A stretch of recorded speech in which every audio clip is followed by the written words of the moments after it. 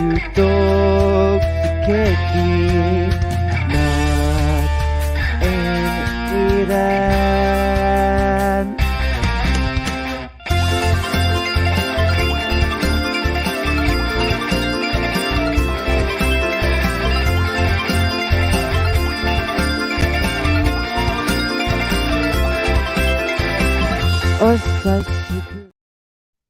Konnichi fucking wa. What the fuck? Nah, Go- for the shiki baby. I don't even know how to follow up to that. Like, I want to follow up to that, but I'm like, respect the Japanese. There we go. We see they make you humble. We make you humble here today. We make you humble. Yes. We give you cabo cuts. We break your backs. And we make you humble. Fuck the Hulk Hogan. Welcome to the Iron Sheik Memorial episode of Talk the Kēki, everybody. Definitely not. But yo, Chris, how's it going? Welcome. But yeah, we're recording early this week because I'm going to Long Island starting tomorrow, and he's going to be busy over the weekend as well. Yes, we have lives. We're not your normal otakus that are virgins and have no lives. Originally, it was going to be like a half hour to an hour thinking about just the movies, but I did nothing this weekend except watch anime and wrestling. So I'm completely fucking caught up on the day with no like stress or nothing. It was clutch. It was so good. Yeah. I'm so caught up. I started watching Attack on Titan again. That's how caught up I was, that I was able to go back and keep on going. I'm on season 3.1, basically. I'm at 8 out of 12 episodes for the first half of season 3. Yep. So because of this, we're able to do an actual show. There are stuff we're not going to be able to cover, like 3 shows together and 2 of mine solo because they air tomorrow and the following day. So but those great, that means you get to save time on listening to us. Yep. We'll cover that anyway with a movie. Yeah. That won't be long though. I disagree. I would like to talk about the movie very much. All right. I enjoyed the movie far more than you or Starman, so therefore we'll get to it. We'll get to it. We don't need to recap it, but we are going to review it properly. Talk about the 2 different ways to watch it and what's the correct way to watch it. Aye, sono tori Makun. But on that, what's going on, Ethan? Man, I've had a fucking rough day. I had a rough. I know, with the cat. No, some other shit too, man. Like fucking work was a drag. I might have fucked up on something that I got to review tomorrow. No shit. Personal issues with this chick that I haven't told anybody about, and then fucking the cat. Yeah, I adopted my my best friend's cat because she doesn't have the temperament and doesn't have the time to love the cat the way it needs to be. So I decided to do it. But the first thing that needed to be done was it needed to be fixed. So I fixed it, and this bitch is miserable. First off, she's miserable anyway because I took her from her home yesterday, tried petting her. I ended up with scratches all over my hands because she was not fucking with me. Like, I've never been around a cat that hissed so much. Like, you would think like I had a fucking, like I was gonna like sacrifice her for fucking Chinese dinner. That's how much I was like gonna fucking like hurt her. And I'm like, no, it's okay, baby. It's okay. It's a little, I can't say it's a little girl. She's 2 years, 10 months. Her name's Hinata, named after the chick from Naruto. Nice, lovely little cat. And so she got fixed today. And so, brief story. I pick her up from the place, and they're like, hey, listen, you have to keep her in the cage, the little carrier. Keep her in the carrier until 8 p.m. Let her out. Let her, rest, do what she needs to do. Give her a little bit of food. If she doesn't eat overnight, that's fine. Just monitor her. Make sure she doesn't go rambunctious or anything crazy. No problem. Right. So I bring her home, put her back in the bathroom because we're doing the whole 7-day fucking seclusion thing with the cat, right? With my cat. So can't keep them next to each other, which is funny. This morning when I went to when I was like, hey, Shadow, here's your new fucking girlfriend. The both of them. Fuck. Here we go. It's like, no. So I bring her back in, and I just hear her just like she's trying to escape. She wants out. And I'm like, I got to keep you until 8. And I was like, I feel bad. So I bring the cat onto the bed, and I'm like, I'm going to try and pet you so you feel a little better. And all of a sudden, I look inside the cage, and it's a pool of fucking blood. because she's fucking just maneuvering, trying to escape, trying to get around. So she's exacerbating herself, and there's just blood pooling inside of the carrier. I was like, son of a bitch. So it got on my fucking mattress cover. I have that in the wash right now. And I was like, fuck. So I took it out. She leapt out of the cage immediately and just laid down on the cold tile. There's blood everywhere. I found out she took a little bit of a shit in the corner of the thing. Like, it was rough. And I was like, son of a bitch. Was not having a good day. No, and I'm looking on the floor. I'm like, yo, is it like dripping? Like, is there like droplets, or is it like fucking pooling? Like Jesus, did the cat Eddie Guerrero itself? Like, what the fuck is going on? Love it. And I'm like, son of a bitch. I panicked. I can't call the office because the office is closed, but they have Facebook Messenger. So I Facebook Messenger them in a panic. And like, the more I said, I sat down with her. Yeah, tried to fucking like pet her. Same thing. Like, she is ultimately fucking pissed at me. But she's okay right now. Like I said, the blood wasn't dripping, wasn't droplets of blood. It was just, I guess in that moment, because she fucking exacerbated herself. I was able to pet her for a while without her fucking without her hissing or growling at me. I tried to pet her body, then she started growling. I'm like, okay, no problem. We'll stick to the head. No problem, girl. We'll stick to the head, pet her head. And she just looks so miserable because she's not in her home anymore. She's not around that environment. She's just in this unfamiliar area. And I put everything in there. She's got her food. She doesn't have any toys, and she can't play with the toys anyway. I put her cat tree in there. And so she found solace in going inside the little cubby inside the cat tree. And so that's where I left her. She's chilling right now. I'll check on her once we get done with the podcast, and hopefully she's still breathing. And please. Yes, that would suck to have adopted the cat and it die the next day. Yep. Or that night. That would definitely suck. But no, so it's gonna be awkward because like I'm doing a music festival on Friday and Saturday. And so it's like I'm not gonna be home at all Friday or Saturday. In essence, I'm just coming home to sleep and then check. Hopefully be fine by tomorrow. Yeah, hopefully. So we'll see. Yeah, I got a little bit of a situation, like I said, with the baby, the cat. So right, it'll be good. And then the plan is basically we'll leave her in the bathroom until Sunday when I'm back home. I'll let her out and I'll lock Shadow in there. And Shadow's going to be furious at me because he doesn't like being secluded. So that's going to suck all the dicks in the world. And I'll leave him in there for about 48 hours. And then on Tuesday, when I go back to work, because I'm off Monday, I took Monday off and I was like, I just want a breather. On Tuesday, when I get back, we'll let them loose and pray to the gods that they don't fucking tear each other apart. Sounds good. But yeah, she's doing okay now though? Like no blood right now, or not that I could tell. Like she's a white cat. Like so literally, like if you look at the bottom, it looks like she like committed murder. And I can't clean her. I can't clean her. I can't look at the incision because the doctor's like, can you check the incision? I was like, I can't. She's aggressive.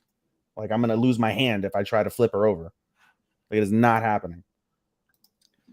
I mean, so yeah, just keep an eye on it. Basically. Alrighty. But yeah, again, guys, we're not gonna have a lot to talk about, but we do have plenty of stuff to talk about. 2 shows came back, so we're gonna be talking about those.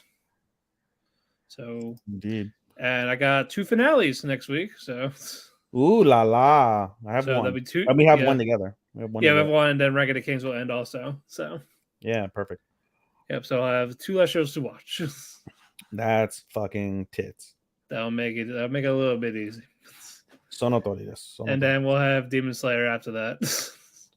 Yes, and then we'll have a whole slew of them finishing up. And like you said, Gundam won't finish till late. Yeah, the ones that are gonna be late is Gundam, Insomniacs, I think Oshi. 1 or 2 more. Oshi will be like the week before, but yeah. Oh, and Deadmount for me. Or us, Deadmount definitely. Deadmount, and I think Mashal. Yeah, for me. Yeah, all right. Yeah, that'd be it. All right, let's get to it. A couple of news, not a lot. Prince of Tennis is getting a sequel in 2024. U17 World Cup. I know this is a popular tennis series, manga. It used to be on Toonami. I watched a little bit of it, but it was just randomly on, and I didn't feel like changing the channel type of thing. Okay. So, yeah. So if you're into tennis, you got another series. I don't know when the last one was outside of that. So the best tennis player is the Trap. I believe it. Yeah. So yeah, from Origara. Yep. Yeah. Exactly. The new manga Dead Rock by Hiro Mashima is debuting in July. He's also serialized in other. He's one that does Eden Zero, Fairy Tale 100 Years Quest. So it looks like the same art style just by looking at it. I'm probably not going to read it, honestly. So if he's going to spoil you on Dynamite, he said, by the way. Who? JP. He's like, I think a title change is coming because it's the opening match. I know, and I'm going to mute that conversation because I don't want to hear it. Yeah, I said we'll catch you later, dude. Yeah, of course, Orange Cassidy opens the show. Surprise, surprise, huh? Yeah, fuck yeah. Wouldn't you know who won the pony? No, in all seriousness, Orange Cassidy has really got me. Like, I can't say I'm a fan of his, but I hate him far less. I don't have a hatred. It just gets stale all the time. Like, it feels like he's trying too hard to get him. Well, he's doing what TK wants him to do. I know. I'll take him over Garcia and Yuta, but still. I like Garcia. He's just okay. I don't like. I'll take Danny Garcia over fucking over Orange Cassidy any day. I don't like him with Jericho. I don't either. Well, I agree 1000%. Yeah, like if he was by himself and not with like 2.0, like you should just send him to fucking send Danny Garcia over to fucking Ring of Honor. Let him be the pure champion. Yeah, once you get it off Shibata, it'll be good. That would be nice. Yeah, he fits. It works. Anyway, continue with your news. Sorry. Anyway, one more news. A Condition Called Love is getting a TV anime in 2024, so that's gonna be one of our rom-coms that we will be watching next year. I read that it's a good manga. I saw that this morning when I was reading Crunchyroll news. Yeah, but yeah, I already added to by notify me when it starts list. So yeah, it looks interesting. That one I would probably definitely watch. Yes. We should include in our news about Iron Sheik since we fucking opened up and jumped. Yeah, Iron Sheik passed away at 81. Rest in peace, Sheiky baby. Yeah, rest in peace, Sheiky baby. I'm gonna miss those tweets. Fuck the Hulk Hogan. Yeah, I really wish that was his last tweet, but no, it was the fuck the fire. Fuck the fire. No, there's a wildfire. Yeah, the Canadian fires. Are you guys are you guys getting it? We had it mostly affect us a couple of days ago. Not so much now. Yeah, not so much now. It's mostly in New York, Long Island. Yeah, my so I'm definitely gonna have that tomorrow. Oh yeah, you're gonna be fucking choking. Oh yeah. That's gonna suck. So. Yeah, that is gonna suck. Back to COVID masks for your own safety. Yeah probably. I guess mom's doing shit. Yeah, and that's not gonna help anything. Yet. Yep. But anyway, that's it for the news. Get to your shit. No, sir, you get to your shit because it's 2-2. You go first this time. No, we gotta keep the season rolling. We changing it up a little bit. Let you go because the only time you get to go this season. You haven't gone in 2 seasons first anyway. All right. Might as well go first this time, cocksucker. Fine. All right, I'm starting with Skip and Loafer because I only got 2 because the rest are tomorrow and the next day. Yeah, Skip and fucking and Vinland. Go ahead, sir. Yep. Fucking hold on. Currently been breathing that in all day. Yep. Yeah, I can't wait to breathe that in when I go down tomorrow. But yeah, picked up where we left off. Culture Festival. The class with Mitsumi and Sosuke they're doing a musical play. Indeed. So Sosuke not happy. No, because former child actor wants nothing to do with it anymore. Not at all. But he can't tell the classmates that, and they gave him the main lead of this musical. Of course. So he's like, I'm always the guy that says yes. Like I kind of cannot say no. So it's like, fuck. But of course. But it's like, sure. But Mitsumi sees this, like, in his face, like, the tone of his voice. But Mitsumi is not really a part of it, like, because she's part of the student council, so she has to organize everything. Hi. So she's not a part of the play, even though part of her really wants to. They basically get all set up. You see the rehearsals. A little bit of backstory with Sosuke, but he's talking to his former child actor friend. What was his name? Hold on. These nuts. No, it's not these nuts. Generally Them do not. titties. I'll call him Chris. I think it's Chris. We'll call him Chris. Oh, how convenient. We'll call him Chris. But yeah, they're like talking at a cafe, and he does talk about Sasuke, like how much he has changed. Even though one of the other former child actors, the girl, told him like that he doesn't deserve happiness. What a bitch. Well, we don't know why. We don't know what he did. Bitch. You know what I love in Japanese? I said, what a bitch, right? And it's Yeah. like, they always like, they say, like, you damn girl. The only time they ever hear the word bitch is like when you're talking about a slut. You see the word, like, in the caption, like, you slut. And it says, kono bitchy. Right. I was like, okay, bitch equals slut in Japanese. All right. Oh boy. But yeah, that happens. Like he's talking to his friend. He's like, I guess he feels better, but not really. But it's just nice someone to talk to. The people that are running the play at the rehearsals, they say like they realize that they got a custom time, but they don't know what to cut. So Mitsumi offers to help because she wants to be involved. She wants to feel helpful. Hmm. And it says, okay, so if you watch this, can you tell us what we can cut? That type of thing. You go, oh yeah, sure, I can do that. They're all thankful, reliable. Like, oh, how reliable. Mm-hmm. The next day, she didn't. Mm. Because she's so overworked, she passed out Mm. when she was about to watch it. So she's like, ah, shit. So, but she told them, she actually apologized, like, oh, don't worry about it. But she was still gonna watch like during lunch break and stuff like that. Right. So okay, so she's gonna do that. After there was more rehearsal, Sosuke is on his break, Mm. and he hears the two girls talking shit about her. Oh. So it's like why did she agree to do it if she wasn't gonna do it? All that type of thing. Right. And yeah, Sosuke heard all this, and then eventually Mitsumi heard this. Mm. So she's a little bit upset about it. So Just a little bit. now Sosuke sees this and he tries to cheer her up, like how she did try to cheer him up last week. Right. So he's like, so he offered, hey, like get a drink at the vending machine type of thing. Mm. And in his head, he's like telling her, like he's saying about her that she shouldn't be here, like in Tokyo, involved with like politics when she gets older. Like she should just be back where she grew up, like the country life. Mm-hmm. Mm-hmm.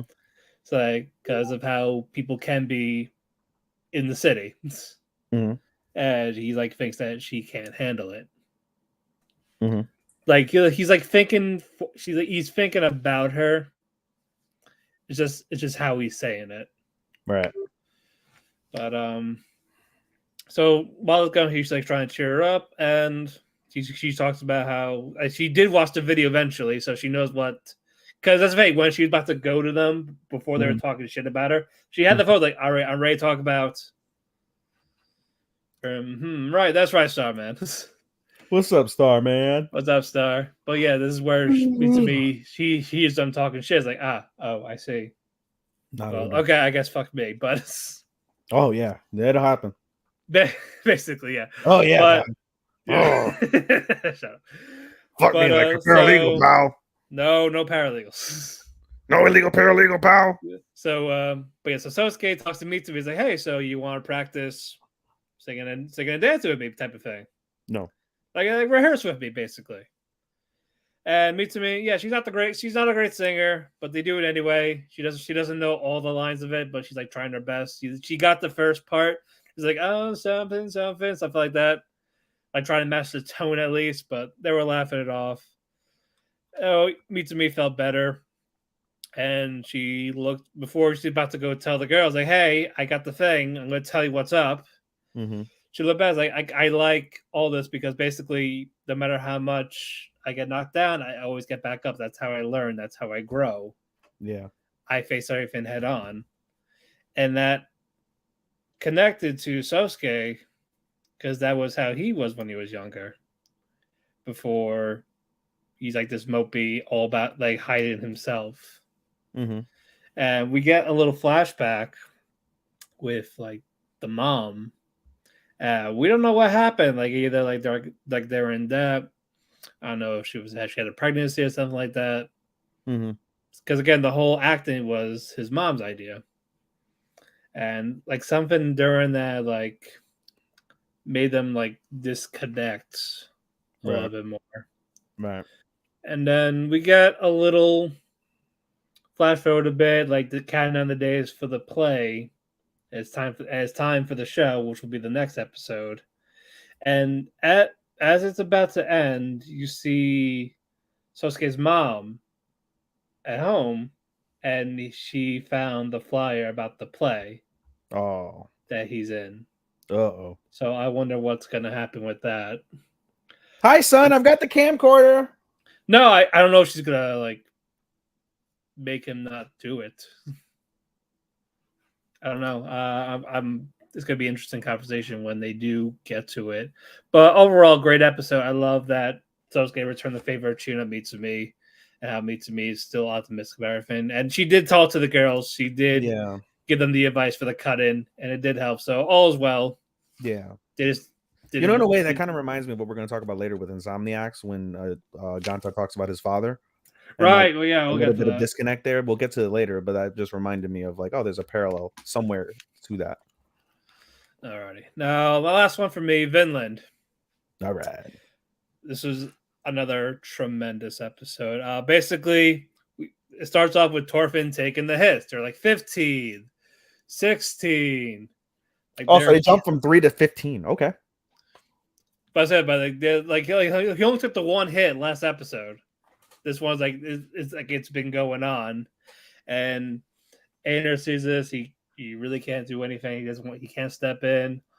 Omar and Snake come over, and they're like, "What the hell's going on?"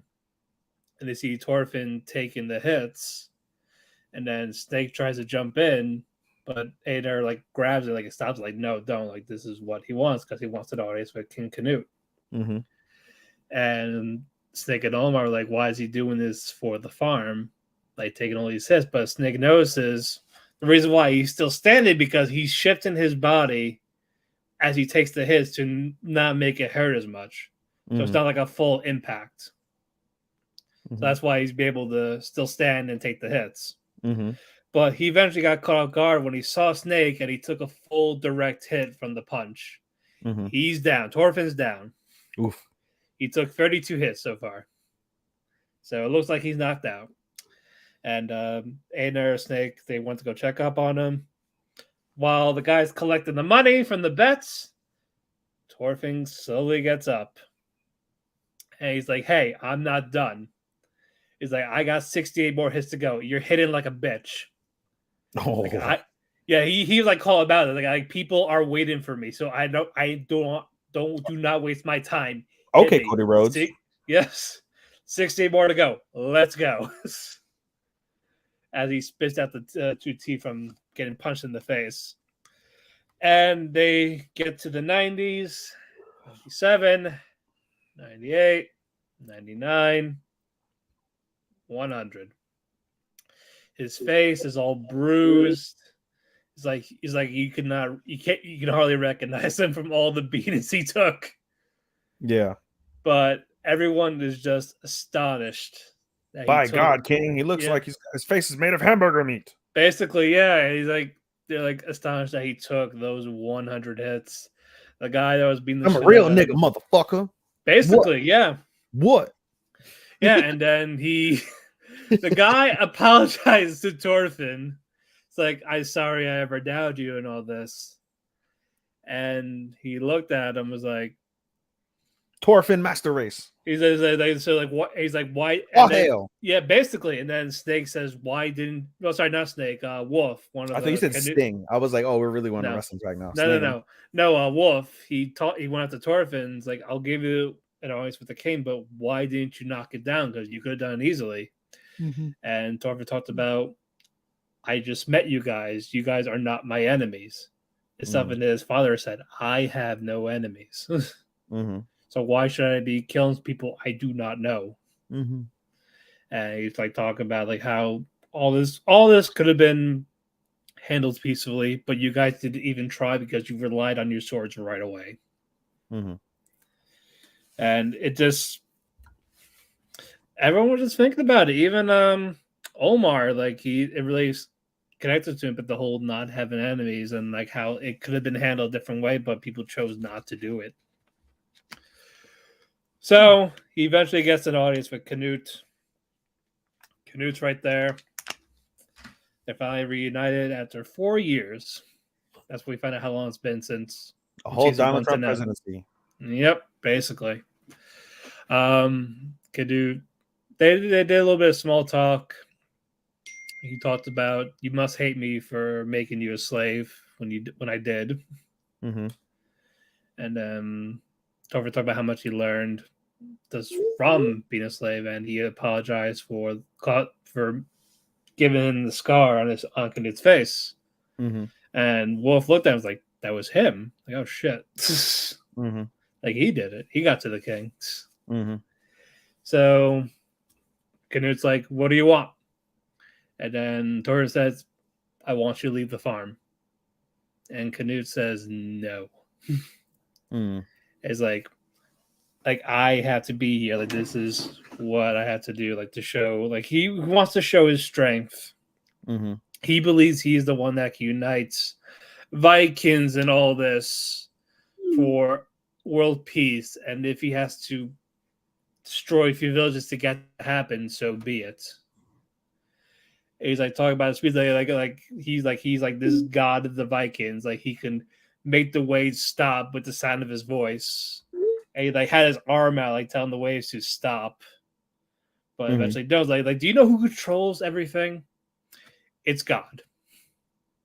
Because again, it's a Christianity. Mm-hmm. So like everything is controlled by God. You think God wanted everything to be peaceful? No, that's us. We're doing that. And then Aner spoke up and talked about like what a bunch of bullshit because all you're doing is killing. You get rid of the lower class people that are not you, just to Mm-hmm. achieve your goal. So what about those people that make like the farms? Like you don't even know how, like what they go through. You don't know any of that. Mm-hmm. There's like talking down to the king. He's about to go there to go punch him, but Torfin like held him back. Like, no, do not do that. You will die, basically. Mm-hmm. And then Canute's like, so what do you want me to do about it then? Like, I'm not leaving, and the only way I'm going to leave is if you're going to kill me. If 100 hits didn't kill me, you ain't gonna kill me, bitch. Basically, and then you see his army starting to slowly surround Torfin and Aner. So it's like, so what are you gonna do now? Because if you want to leave, you got to kill me. But can you even get to me? Mm-hmm. Because they'll kill you before you even make a step, basically. So we get that cliffhanger. It's like motherfuckers, and there's 2 more. So judging by the preview, it's gonna be settled then. Mm-hmm. Just I wonder how they'll animate it. I wonder how they'll do it. I can't wait. I love this episode. All right, your turn. All right. My 2 are not nearly as exciting, but nonetheless. We'll start off with Raeliana. Raeliana this week was fairly interesting. I will be frank, I don't remember why they're going over to this like this holy temple, but Raeliana basically is going to a holy temple. And so the episode starts off, she arrives at the holy temple, they tell her a little bit about the holy temple, they mention a living legend, a godlike figure, and in her head she's basically like picturing like some old Zeus looking motherfucker, right? And she's like, oh, I can't wait to meet him. Fast forward, she gets in like some like traditional gown or whatever, and they're like, oh, you have to take this purification food basically, right? And it's fucking green gruel that's like fucking like steaming, fucking bubbling. Like it looks like the food that Shion makes in fucking that time I got reincarnated. Noah caught the biggest beast. Yes, Noah did catch the biggest beast. That was last week's episode though, Sean. Sorry. Yeah. But in any case, yeah, so oh yeah, that's right. Never mind. You're right. Thank you. No, I get it now. You're right. Yeah. So because Noah caught the biggest beast, she has to like light this ceremonial torch. But in order to do that, she has to be like, I guess probably part of the religion, or she has to do like this entire process so in order to get her prepared. Yeah, thank you, Starman. I appreciate that. That's why she's at the temple. Correct. So, anyway, so she gets there, she has to eat the gruel. It's miserable. Like she's like, this is disgusting. Like, and she has to do this basically like uh breakfast, lunch, dinner for like I think 3 days or something along those lines, or 7 days, something like that. So she's absolutely fucking miserable. She manages to escape the grounds and she ends up in front of a pond. And in the pond, she notices a bird drowning. And so she takes the bird out the pond and tries to like do what she can to resuscitate it, but it's still dying. And so all of a sudden a what's it called? Excuse me. I had to sneeze. Um Anyway, our previous character, who we know is the priest, who they're referring to as the living legend, basically, Right. is like, it looks like a little boy, but he's like I don't know how many years old. He's old as fuck. And so he shows up. He's just chilling in a tree, and he tells her like that bird is doomed to die, because it entered like the sacred dome. Once you enter the sacred dome, like there's basically like no hope for other animals. And so, Right. she had heard that basically if you release it outside of this sacred dome, it may have a chance to live. So she does that, and the bird just bloop drops, and it's just like seizuring. And so the little boy, the little priest is like, "I told you, it's doomed for death." And she doesn't say anything. She talks a little bit of shit to the priest, and the priest is like, "Who the fuck do you think you're talking to? Like, do you know who the fuck I am?" And she goes, "No, I don't." And she just like keeps walking away. And all of a sudden, she looks up and she sees the bird, and it flies. And so she looks back at the priest and is like, "See, I told you, never give up. Like, you know, like if you have a will to live, you'll make it through." And she takes that to heart because that's in essence what the story is about. The story is she's basically doomed to die. Everybody knows, or at least is supposed to know, that she's doomed to die. And because she has a strong will to live, she takes that to heart. And she's like, you know, as long as you have the will to live and you have the desire to achieve, then, you know, you can make it happen. You can survive. And she's a survivor. So that was really nice. There's another scene basically where she, what's it called? She has to eat more gruel. But the next Right. critical scene comes where she's inside of like this like holy library, and she notices a book there, and the book is like some ancient text. And one of the powers that she gets when she gets reincarnated in this world is she can speak all the languages this world ever had, like even rare ones that nobody can speak. So she deciphers the text pretty quickly.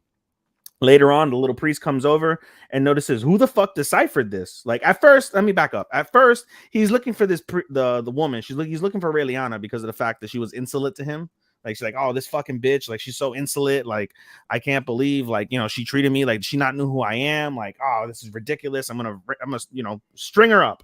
Is basically what Right. he's feeling. And then all of a sudden, he goes from that when they can't find her to find me the woman who transcribed the text. And so his assistant, who's the head, who's like the main like priest, he's like the manager of the temple, was like, all right.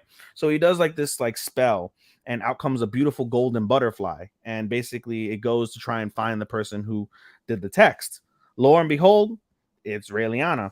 And basically the priest is like, it's you, the person that was insolent to me. And she's like still being fucking like a jerk to him. And all of a sudden, like the priest is like, ah, don't you know who I am? And then what's it called? She's like, the priest is like, oh, you know, whatever. Like, she's Raeliana Macmillan. And the priest is like, oh, no wonder I didn't know her. She's a noble. That makes sense. And so she finally gets the proper introduction of the living legend, which is the priest. I forget his name. Starman, if you remember his name, go ahead and put it up there in the chat. But in any case, she gets the name, and she's like, fuck. This is why they say you should always be kind to people, because you don't know who you're talking to. So she apologizes, kind of, sort of. She does her graceful bow, like, you know, greetings, I'm Raeliana Macmillan. It's a pleasure to meet you, blah, blah, blah. And so the priest is like, you transcribe the text, and they start having this whole back and forth conversation in this unknown whole. And it's like, he's like blown away. He's like, I'm going to make you my, what's it called? My disciple. I'm going to make you my disciple. And Raeliana's like, huh? Like, I don't got time to be your disciple, basically. Like, she's like, I'm good, dude. And so he's pissed. He's like, I can't believe she rejected me. Who would reject this wonderful opportunity? Da da da da. And basically, the episode focuses as she continues on in the process. The episode, you know, there's more back and forth, and the episode ends officially with Raeliana getting ready for the ceremony. And so an attendant comes to her, and I believe this was mentioned last week. If not, I apologize. But this was an after credit last week, where what's her face, or not after credit. This was happened toward the end of the episode. But Vivian, she basically has like an enchanted like brooch, like a hair brooch, Right. And there's some type of mystical power. We don't know what it contains, but she got it, and so she wants to basically kind of like hex Raeliana. So she put it on her persons and she took it with her. So the attendant, not knowing anything, was like, hey, this brooch is going to look really good on you, with the outfit that we've selected for you for today's thing. You should wear it. And if you're in the Eat the Keki group on Facebook with us, Starman, for his caption of the show, put Raeliana in the brooch, and she looks really pretty actually in the brooch. Like she looks Right. really, really nice. It matches her eyes. She's got matching emerald. It's emerald. It's gold and emerald. And of course she's got the green eyes. She's got emerald earrings. It looks like her dress is some sort of gold and sort of emerald or jade. Hekia. Heka. Heika. Thank you, Chris. I appreciate that. Yep. Thank you, Chris. Yeah, so that's the name of the little priest who's like 100 something years old. That's pretty badass, supposedly. So, in any case, basically the cliffhanger is going to be whatever this brooch does to or affects Raeliana or the people around her, whatever the case will be for that. So that'll be interesting to see. Meanwhile, we'll go on to Galaxy Next Door. Thank you, sir. Galaxy was pretty interesting to say the least. It's a Christmas episode, so basically they spend Christmas together, right? And so they try to plan out Your the turn to Beatrice. Maybe I could see that 100%. Could definitely see that. Indeed, Starman. So this episode of Galaxy Next Door, it's a Christmas episode. They spend Christmas together and they kind of get their plans together basically in terms of what New Year's is going to be. And so when they go to spend New Year's together, basically they, do like the tip, they get a katsu, they like chill, eat, watch like the New Year's midnight thing. And then they go out the following day for the traditional, the temple. They go to the temple visit. And so they go to the temple visit, and during the temple, as you know, like there's food stalls and things of that nature, and there's a raffle, like there's a local raffle, and so all the people, basically, they're all the gang is trying to get like this like big plushie. It's like a giant bear plushie, Kuma plushie, and so they all roll it, and they get fifth place, like, and so the last person to go after it is Shiori, and they're like, "Come on, Shiori, get the plushie for us." So she rolls, and she gets the grand prize. It's not the plushie. It's an overnight trip to a nice onsen, fully inclusive. So everybody's going on an onsen trip now. All right. So they go pack up their shit. They go to the onsen. Meanwhile, her mother, who we covered in the previous episode, was pissed off about the fact that she hasn't come home and now she's got a boyfriend. She lies and basically says like, hey, the princess is being deceived by some fucking crook. We're gonna forcefully bring her home, like me and the family, all the family together. We're gonna bring her home. Okay, no problem.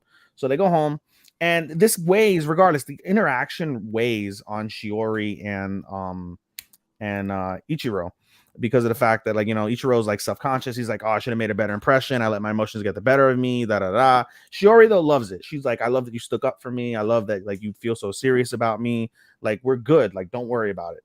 So everybody has a good time at the onsen trip. Like, everything's good. Like, there's awkward moments at every onsen trip between the boy and the girl, and then like the girls just bathing together and the boys bathing together. So typical onsen type of stuff from there. As I think they're asleep or they're just chilling, something like that. Shiori and Ichiro are outside, and they have like a foot pond thing where you can like stick your feet in the hot water, and they're just talking about everything. And Shiori also is like, hey, you want to help do the digital what's it called, the digital drawing, the digital manga work that I received from the senpai. And she's like, yeah, sure. So they play around with it. They're like, wow, this is really good. And Ichiro's like, oh, even I'm interested in doing this stuff. So they share that moment together. They laugh. Like, everything is like really, really good from their side. The next day, as they're going to leave, because again, it's only overnight, they go to the gift shop, and Shiori and Ichiro get into like basically a little argument over the same thing, over the feelings and the relationship and her family and things of that nature. So they get into a little back and forth, and Ichiro raises his voice, like not in a dick way or abusive way, but he raises his voice because he's so passionate about everything. But because of the fact that he was basically talking shit about himself, he was putting himself down about everything and about how he's not worthy and things of that nature. Shiori got pissed off. she's like, oh, I don't want my boyfriend putting herself down. Like, I feel a certain type of way about that. Like, no, like, you need to prop yourself up. But she gets pissed, and because she gets pissed with the retribution thing for the first time in a few episodes, he feels retribution. So he starts to like get dizzy, he collapses, and basically Shiori has to bring him out of like that stargaze or whatever the fuck you go to when you get the retribution, where you're in the stars. He has to bring him out of it. The kids are like, oh, what happened, Ichiro? And he's like, no, I just got a little bit of vertigo, that's all. So he played it off. And before this episode happened, like his episode of the retribution, Shiori was looking at like matching charms, like cell phone charms, and was like, oh, I want me and Ichiro to have a matching pair. But she had to deal with Ichiro collapsing and their argument.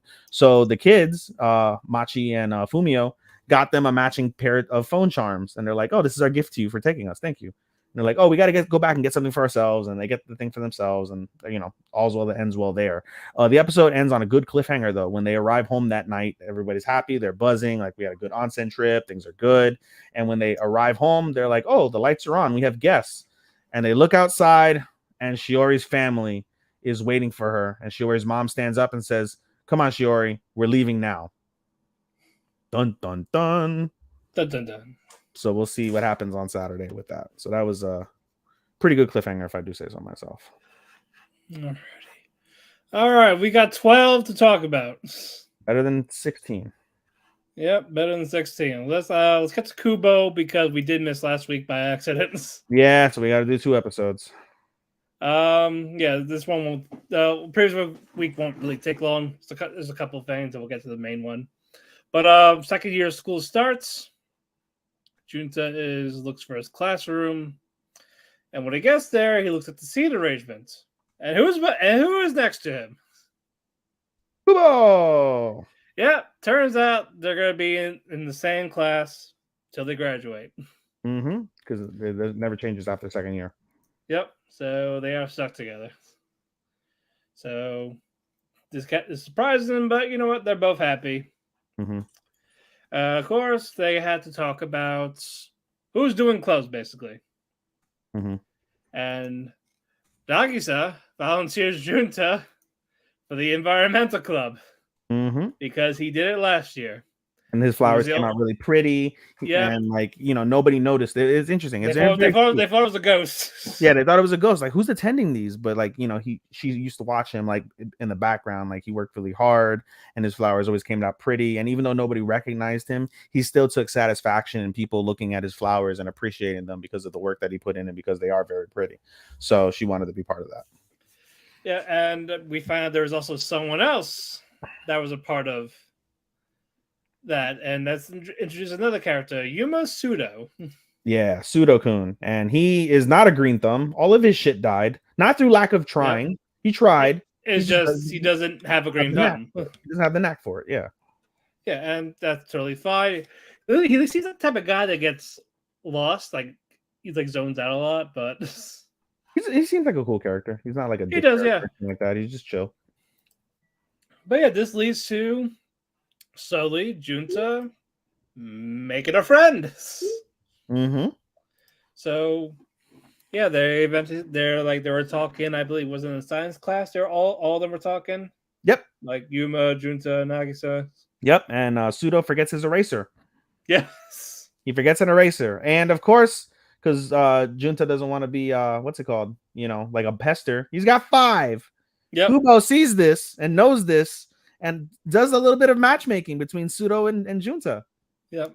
And was like, hey, Junta, do you have extra erasers? Do you want to lend Pseudo one? And he's like, oh, I guess. I've got 5 just in case. And Pseudo's like, dude, why do you have 5 erasers? And he's like, just in case.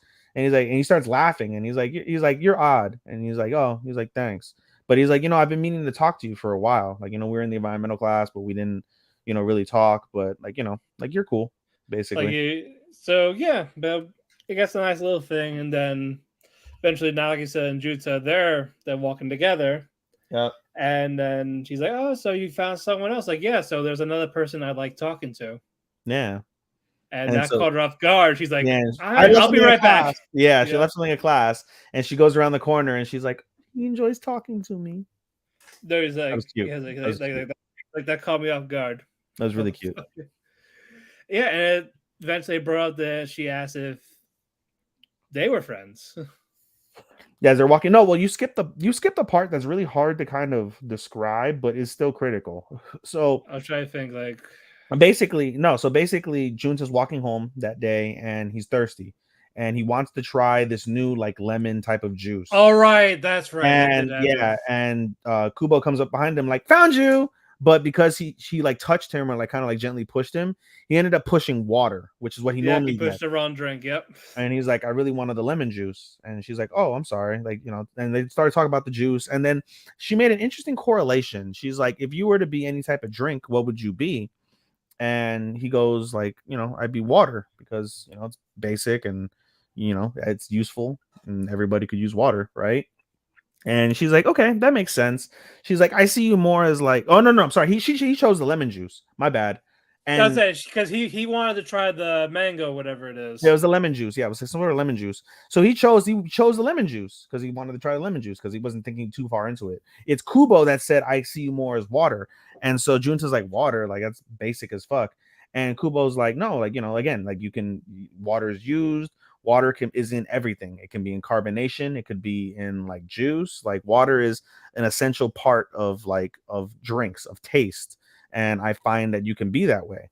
And then as Matt said, alluded to, he's like, "Oh, that's interesting." And as Matt alluded to, they start, talking about like friends and about friendship. And Junta's like, "I don't really have friends anyway." And that basically makes Kubo pause, like, "Aren't we friends?" And he's like, "Are we friends?" And she's like, "I've always considered you to be my friend, so Yeah, are because we not friends?" they never really said they were. I mean, it's They did. obvious. They just hung out. That was it. Yeah, it's obvious that they're friends, but to Yeah, have that distinction, you know. but just I guess just the fact of saying it. Yeah, yeah, yeah, yeah. Yeah. So we got that was a really nice moment Yeah, it was for cute. last week, and then we go this one. It starts with Nagisa going to Jutsu. Like, hey, Shirashikun, we're doing a staring contest, Mhm, mhm. and you cannot look away. That's how you lose. It's not that you And laugh, you can't look away. Even though she yeah, looks away so all the time. Like, oh, she yeah, looks I'll say down, yeah, she looks because side, well, like that's also she blinked first, mind you. yeah, So she that did, should have been a 100%. loss. We But no, agreed. but no, that doesn't count. It's just you have to look away. You cannot look at her. That's how Japan does their staring contest, I guess. So Junta thought it was just basically making funny faces to try to make them laugh to lose their concentration, but no, it's basically just straight up have to look away. Mhm. And eventually get to the point where Junta put his head down. And she's like, "I win. Now you have to do something for me." He's like, "What? There's a bet?" It's just one simple thing. The next day, you gotta say good morning to me. And he's like, "That's it?" It's like, "Oh, I can get something else." Like, no, I just yeah, I'll say good morning to you first without you saying it. Mhm. So that part happened. Uh, was the next part that they were talking about hair, like her hairstyle? No, so the next part is what's it called? Junta, it's a nice day outside, and so they have the windows open, and Oh, that's right. And then two of the classmates are putting the playing chalk. around with the chalk clappers, with the erasers, and they're like, "Oh, like I bet you if I can make a big ass like cloud." So he does it, boom, boom, boom, boom, boom, big ass Like cloud. it's all over him. And then all of a sudden you hear a coughing, and they're like, "Huh?" And they look over at the other window, and Junta happened to be sticking his face out the window, enjoying the breeze himself. And he's like, "This happens all the time. People don't realize I'm here." And basically, and all the kids are like, "Oh my God, Shiorishi, sorry, Oh, sorry, didn't mean to you do that. exist. You exist. My bad, dude. We did not mean to do that." He's like, Yep. all right. And this is where So he he goes over goes. to like the communal fucking sink to go wash Yep. himself, and that's And of course, when he yeah, eventually he has some in his hair, but he doesn't see yep, it. yep. Of course, Nagis is there. She's like, "Oh, like let me get it for you." She's actually close to him, like cleaning it off. Mm-hmm. And then, oh, your hair smells like, hey, you want to feel my hair? It's like, what? Like, go ahead. I feel how long it is and all that. No, that's what she said. Yeah, and yeah, Hey, he eventually starts feeling her hair, yeah. and yeah, this is when she was like asking about hair. It's like, so say, like, what type of hairstyle do you like on a girl? He's like, "You like pigtails? Yeah. You You like like ponytail? half up, Yeah. half down? Yeah. You like ponytails? Yeah." I was expecting to say, "Do you like bald?" Yeah. I was She'll expecting do that. it. She probably would, bro. But she's like, oh, like, or like the tomboy look. yeah. So she's like, well, what type of hair is like do you prefer the most? And he's like, well, I guess guys like ponytails, so I like Yeah, she was ponytails. like, so you like it? Like, yes. Oh, and so he's like, hey, I'm gonna go. And she's like, where are you going? He's like, I'm gonna make sure I have no chalk on me. Even though Yeah. she wiped off the chalk, but he's like, I'm gonna make sure anyway. So he Yeah. awkwardly leaves. And then And she like feels her hair is like, I'm gonna maybe I'll do put that my hair in a tomorrow. ponytail the next day. Although she didn't, she put it in pigtails. Yeah, but Nonetheless. nonetheless, that happened. And then the And, next day is physical exam day. yep. And And everyone's concerned about their height. yep. So Nagisa goes to Junta. He's like, hey, so I think I'm taller than you. Like, what's your height? Like, did you grow? Yeah. Like, did you Oh, think sorry. I This is the grew? day before. This is the day before. You're right. Yeah, My sorry. bad. It's still, yeah, it's still We're like the still same on the day. Yeah. we're still on the same day. My bad. Yeah. Yeah. So she asks us like, so did you think you grew? It's like, I think you grew. It's like, did you think I grew? And he stares directly at her tits, and he's like, "Nope." Nope. think So so. it was like, well, I think I'm taller than you. So let's find out. let's measure. So they go to like a They secret go to an spot. abandoned staircase, and she like Yep. basically like itsy bitsy spiders his back, and he's like, "Oh shit!" And she's Yeah, like, like, "Well," hey, she's like, "You slouch." Slouch, actually, you have to like, have your posture. yeah, you have to have good posture for this measurement. So So don't she slouch. does it, has it where it is. She Yep. tells him to keep it there Yep. while she goes there, Yep. and he sees it like there's definitely a gap, and she's like talking about like, hey, you're close, and he's Yep. very close. Yep. And so he backs away, and And she like holds like, I know you're gonna do that. And Kubo grabs him, and Junta's like, "Well, why'd you grab me?" He's like, "Because I knew you'd run away if I didn't." Oh, okay, let's go. Runs away. See, I told you. And he nigarus. He's out. He's out. Yeah, He and he has the ruler. Well, and he has the ruler. He's like, "Fuck, I didn't give it to her." Meanwhile, Kubo's still in the same location, like she, just, like kneeling down, blushing, and Yep. was like, "We were really close." Yep. Now we get to the next day. Yeah, now we get to the next day. Now it's officially. Yeah, he's talking about day. she's saying good morning. He says good morning to her first. Yep. And gives her the ruler. Yep. And then this is where they do the actual physical. Before that, though, they're in the classroom. Yep. He's like, "Hey, can I have your jacket? Like, can I borrow your jacket?" Yeah, she's like, okay. So no, because she wants to see like how big it is. Yeah, how big you are. Because she's like, he thinks to himself internally. He's like, he grew into it. He's like, my jacket fits perfectly now. This is great. Instead of it being baggy. So she's like, oh, you think your jacket fits perfectly now that you grew? And he's like, how the fuck like is she in my head? Like, how does she know this shit? Yep. So she's like, hey, can I borrow your jacket? I just want to see how much bigger you are. So she puts the jacket on, and they're like, oh shit, we're gonna be late. Bye. And fucking Junta's like, wait, my jacket. And she's like, I'm gonna borrow it. Yep. Basically, yep. It's like motherfucker. So she goes to the girls. They talk about their boobs and their height and weight. You know, typical girl stuff during a physical day. And if you notice in the background, you'll see like a girl. She's like, "Oh, you're borrowing your boyfriend's jacket? Yeah, it smells like him. It's so good." So then she sniffs the jacket. She sniffs the jacket. That was cute. Smells like Doritos and Mountain Dew. Oh, it smells like a Call of Duty night in 2008. Like Ichikawa. It smells like a fucking Call of Duty night in 2008. I'll tell you what. Exactly. But no, but regardless, it's still a cute moment. It's a, just that principle of like smelling a woman is, I feel like, very underrated. Like, there's ways to do it that are really creepy. You don't want to do it that way, but just the like the principle. Yeah, not like Kaneko creepy. Yeah, no. You don't want to be that creepy. Levels the creepiness. Yeah, and then we get a little mini thing after this. Yeah, and it was cute. This was really. It's Junta's little brother. He's on a mission on himself. Seita, he's off to get tamagos. He's off to get eggs. Yeah, so Kubo's older sister happens to stumble upon Junta creeping behind a pole. Yeah, creeping behind a pole. Yeah, and then Junta's first she apologizes because she's like, I don't remember what I did, but I just know I pissed Nagisa off. I'm so sorry. But he's like, but in her, she's like worth it, but yeah, basically. But basically, then Junta explains it's his first time, and he's just adorable doing it, getting the eggs. Yeah, and so like you're a big boy and all this. Then Junta's like emotionally cried inside. Yeah.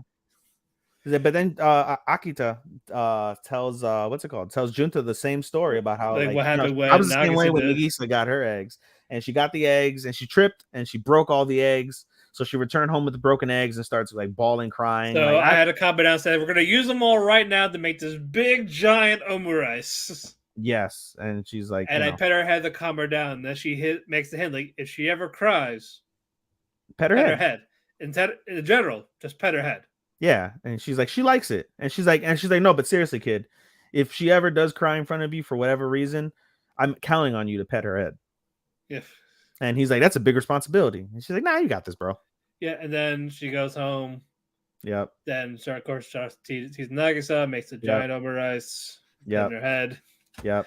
Cute. And she has the little fucking like fox ears. Yeah, cat ears. Like, tail. yep. She likes like should show that she likes it. Oh, Nichan. Yeah, It's a cute episode. These last 2 episodes have been cute. Yeah, I fucking love Kubo. Yeah, Kubo's coming strong. Kubo is ending strong. It's making up. It was like it never left. It really felt like it has. It really felt like it never left, and it's just gotten better in my opinion. It feels better. It feels better than what the last few or the last few episodes of the.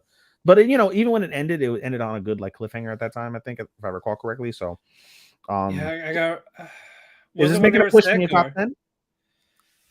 Unfortunately, no. It's I wanted to. I really wanted to, but with everything else, it's like really hard to. It's in my honorable mentions at least. It might.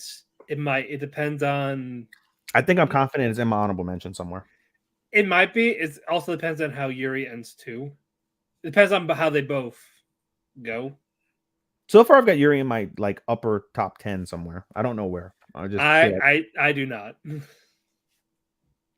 But let's say it's still good though, so I'm not gonna take that away. No, we're not knocking it at all. It's just no. It's just too much.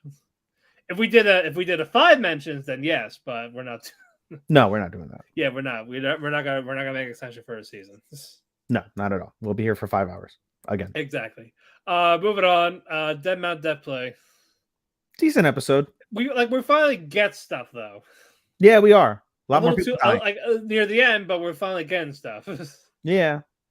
But we picked up where we left off with the police coming in. They want the fortunes. Yes, they want their fortunes told. Kozuboro, he doesn't want it. Like, nope, I'm good. I don't know why you go with the long name. Arase is so much easier than Kozuboro. Yeah. So Tsubaki was like, hey, you know what? I got it.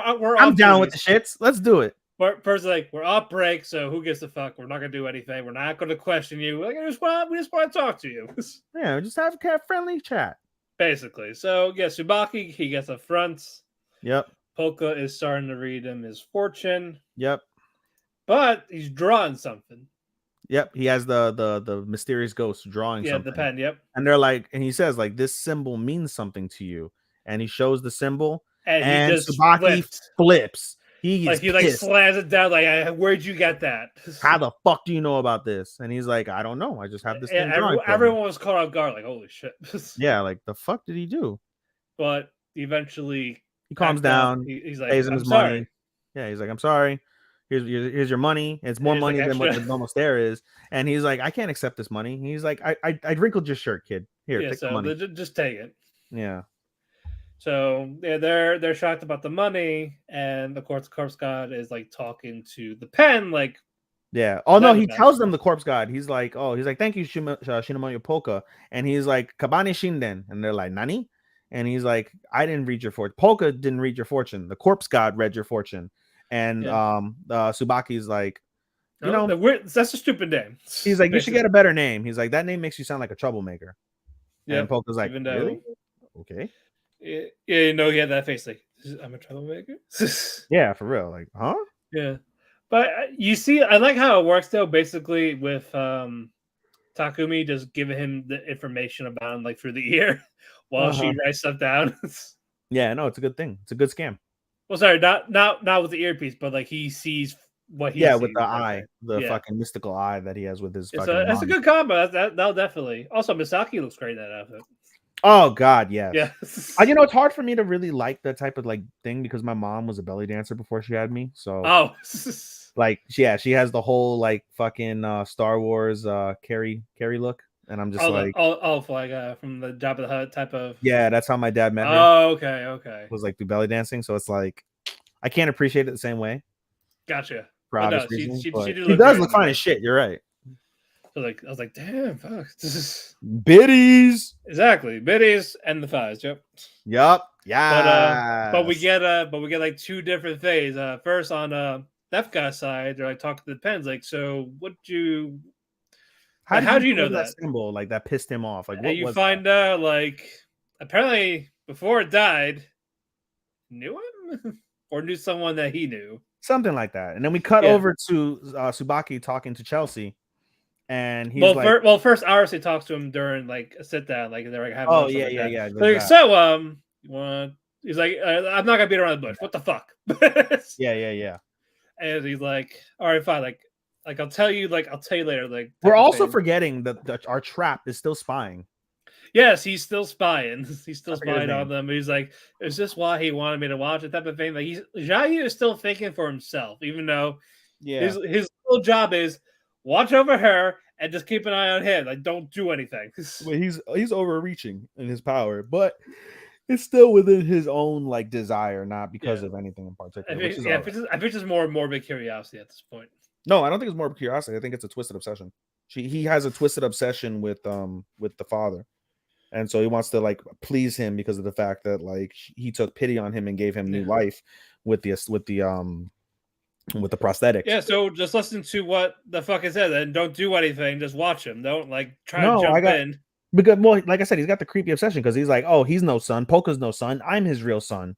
Like Yeah. it's a warped, twisted like He's idea, like you were dead, so when I was around. basically.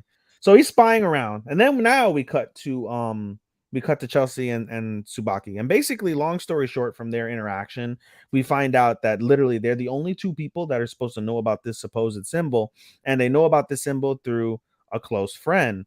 And Chelsea's like, I don't know what the fuck you're talking about, dude. Like, and Yeah, Tsubaki's like, stop playing stupid, bitch. You know, you fucking know. we both know him. Like we worked with him. It's not a him, it's a her. That's right. We worked with her. Yes. How dare you misgender? Oh my god. You of all people. Go man. I worked hard to not misgender, okay? How dare you? Go man, people. Go man, people. But no, so she's like, you both know who it is, and name is slipping me. So give me 2 seconds, and I'll find you that name. Do you remember what she looked like? You don't ever see what you look like. I thought there was like a. I thought someone had a flashback. No, sir. Oh no, yeah, Tsubaki had a flashback, but you don't see her. You just hear her voice, but you don't see what she looks like. Okay. You don't know what she looks like. Yeah. But I don't think they said. But I don't think they said her name either. They did say her name. Hosorogi. Hosorogi is the name, and she's like, "Oh, Hosorogi-chan." And so basically, Chelsea is like, we don't even know if she's fucking alive. And Tsubaki is like, no, like she loves money. She's alive. Come to find out, as Polka is talking to the ghost is Hosorogi. Hello, Rambo. Do you know who Rambo is? No clue. What's up? All right. Hello. Soy milk nuggets. Okay. Yep. We'll move on from that. Anyway. Continue. Yeah, so we find out, oh shit, it's Hosorogi. Come to find out, she's the one who got killed in the building 5 years previous. And she is the one that obviously told them about the symbol. And so that's how the symbol comes into play. Meanwhile, while this is all happening, we get Gentle Criminal. I mean, the Phantom Solitaire. Yeah. Yes. You get the Phantom Solitaire. Yeah, he's doing his own. He was doing his own thing with the what you call it? What's that thing? I put him in timeout. You did. Okay. Yeah, he was. Yo, he said yo to me. Yo, Rambo. He's not gonna be this anymore. Okay. Well, he said yo to me, so I don't know who he is. Honestly, no clue. But I had a feeling it was gonna. I've been down this road. How long's the timeout? Oh, could be 5 minutes. Could be forever. It says banned because the grocer. Yes, we're getting to that. We're getting to that. No, the grocer is a little bit later on. Anyway, so we see. First off, we see the fire breathing bug. Right. I guess fucking set fire to this building, right? And it's like full of like money. I guess it might be Yakuza. I don't know. But regardless, the guy that's there is trying to. He's like, what's it called? He's like, I need to get this to the safe. And his partner is like, dude, like the safe is fireproof. Like you're good. And he's like, no, there's something in the safe I need. And he gets like a little parchment. And then suddenly fire breathing bug comes and lights that motherfucker on fire. He's dead. Meanwhile, fire breathing bug leaves. Gentle Criminal is inside the fucking fire, like fired like location. And Yeah. he's like, cool. So he basically grabs the piece of parchment, fucking dusts the fire off, and then he looks at it and he's like, is this made of sheepskin? He's like, no, this is made of human skin. And he's like, what's this mean? So now you see him go into disguise into like a high level prison. And now you see the grocer, which is basically some sort of criminal that has like a whole like shop in the middle of the fucking prison that has like all sorts of contraband, you would think, but he's allowed to freely reign. But he's basically an information broker slash like, you know, like contraband dealer. And so Gentle Criminal, I love calling him Gentle Criminal rather than Fine. Yeah. So Gentle Criminal is like, hey, I've got this paper. I need to know what this means. Do you know what this means? And he's like, of course, but you know, I need you to provide me something of equal value. And so, Insurgents. This is gonna be interesting. What's up, guys? I wonder who's. I bet you anything somebody's recording, and we might be getting these people. Oh, probably. I don't know. But hello, how you doing? Hello, governor. Yeah, welcome to the thing. Yes, it's a different response. You know, when you say "sup, guys," that sounds better than "sup, femboys." Yes. Like you already know where that's going. It's... Damien, I'll let you watch from the closet. Interesting. What? Okay. Sure. Trapped in the closet. Anyway, he's like, yeah, you got to give me some information. So he gives him some like, I don't know, some bullshit information about like the meaning of some shit or another. And the guy's like, you're wasting my fucking time. Right? He's like, fuck off. Like, I'm not gonna give you shit. And he's like, the criminal's like, no, wait, I'll pay for your information. And he's like, I'll pay any price you want. And he's like, are you sure about that? He's like, the price of the information. So I bet, hey, good job. Yeah, he said bye, fanboys. Like, okay, bye. God damn it, dude. Continue. Yeah. We'll tell Sean about this later. Yeah. Anyway, so he's like, are you sure? Because the price go up depending on how badly you need the information. And Gentle Criminal's like, and that's where we leave off there. Finally, it's just a normal day. Everybody's kind of doing their own thing. And all of a sudden you see like from the police radio station, like, oh, there's something going on outside. So everybody looks outside and there's a bunch of blimps outside. And they're like, what the fuck is with all these Zeppelins? A bunch of fucking, a bunch of Led Zeppelins. You're right. Yep. Bunch of Hindenburgs just outside. I literally thought when I saw the fucking thing going next to the building, I thought it was going to Hindenburg. Legitimately. Yeah, that's what I thought too. But no, they're flying around, and the corpse god sees this, and he's like, ah, shit. And you see that the blimps have the symbol that everyone has been talking about this episode, but the corpse god finally realized because he didn't look at the paper. They asked him earlier in the episode. Yeah, because it got crumpled up and destroyed. Yeah, he's like, did you see what was on the paper? He's like, no, I didn't see that. Like, it was dark. I didn't pay attention. Like, it wasn't of consequence to me. But now he sees the symbol. He's like, son of a bitch. And they're like, does that mean something to you, Polka? And he's like, yeah. It really roughly. I don't know where he got that correlation, but it's the anime. But it's so like it's from a fallen empire from my world, my old world. From my home world. Dun dun dun. End episode. Yep. So that was a nice one. Yeah, it was unique. All right. Speaking of, you said, it's getting there a little too late, in my opinion. Yeah, I wish it was like, I wish it got that a couple episodes ago, like that realization.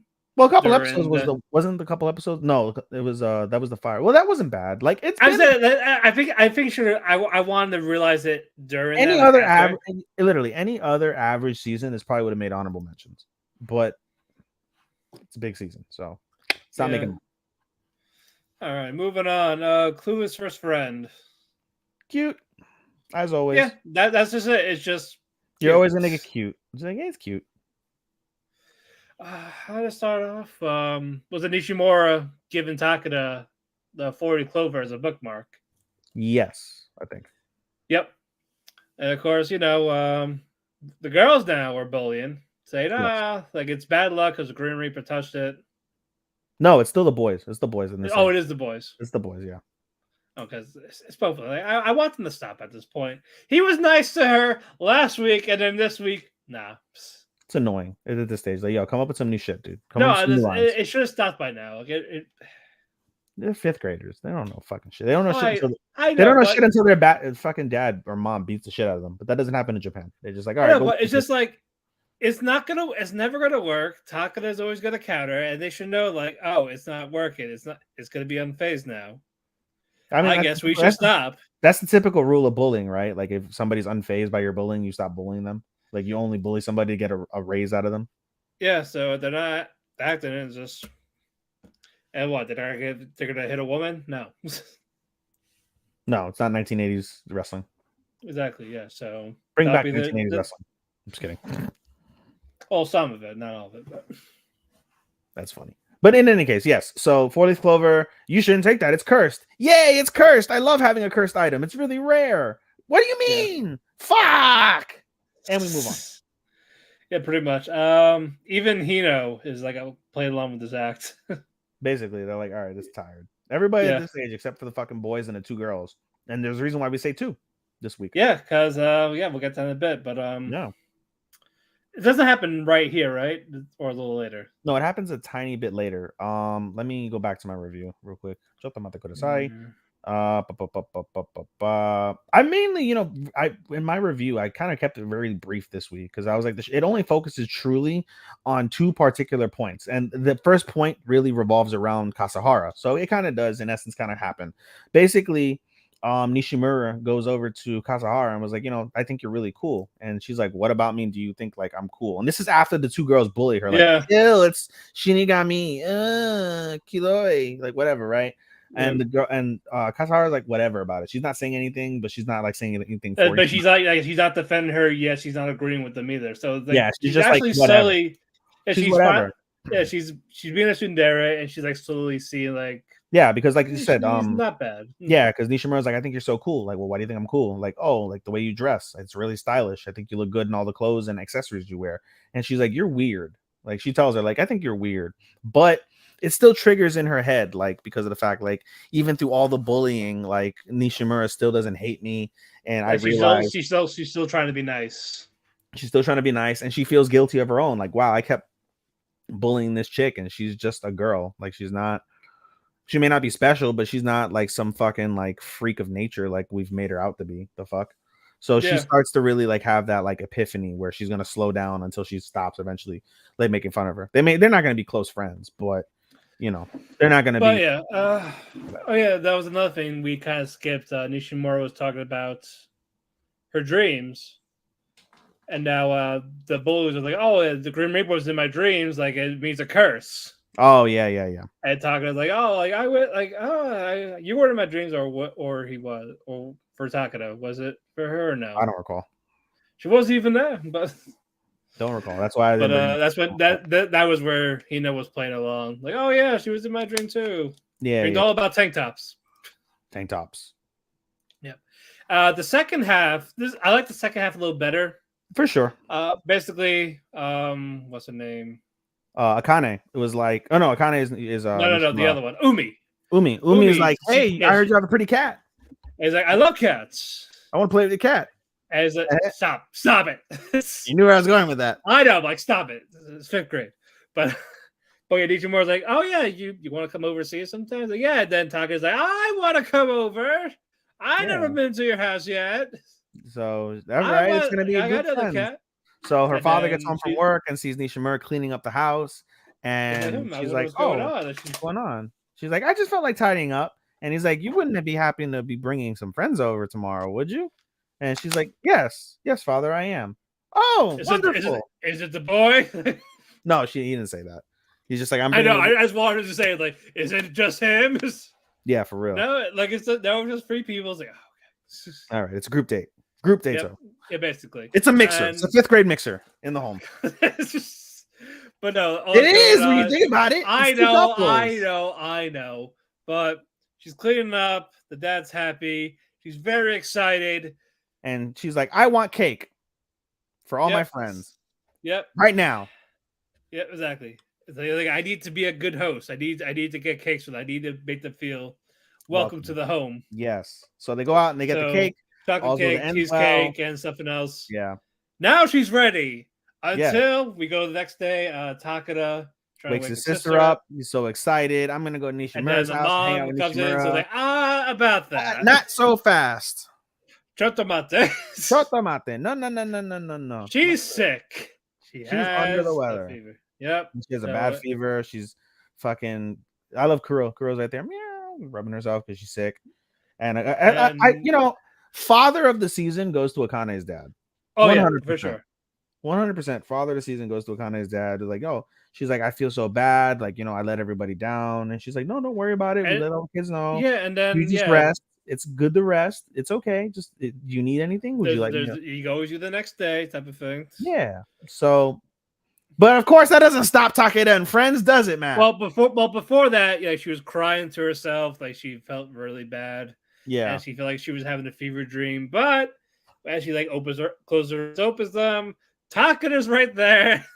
Along with Umi and Tank Top Boy. Yeah, and then they all eventually hang out. It's like, no, like we're gonna check up on you.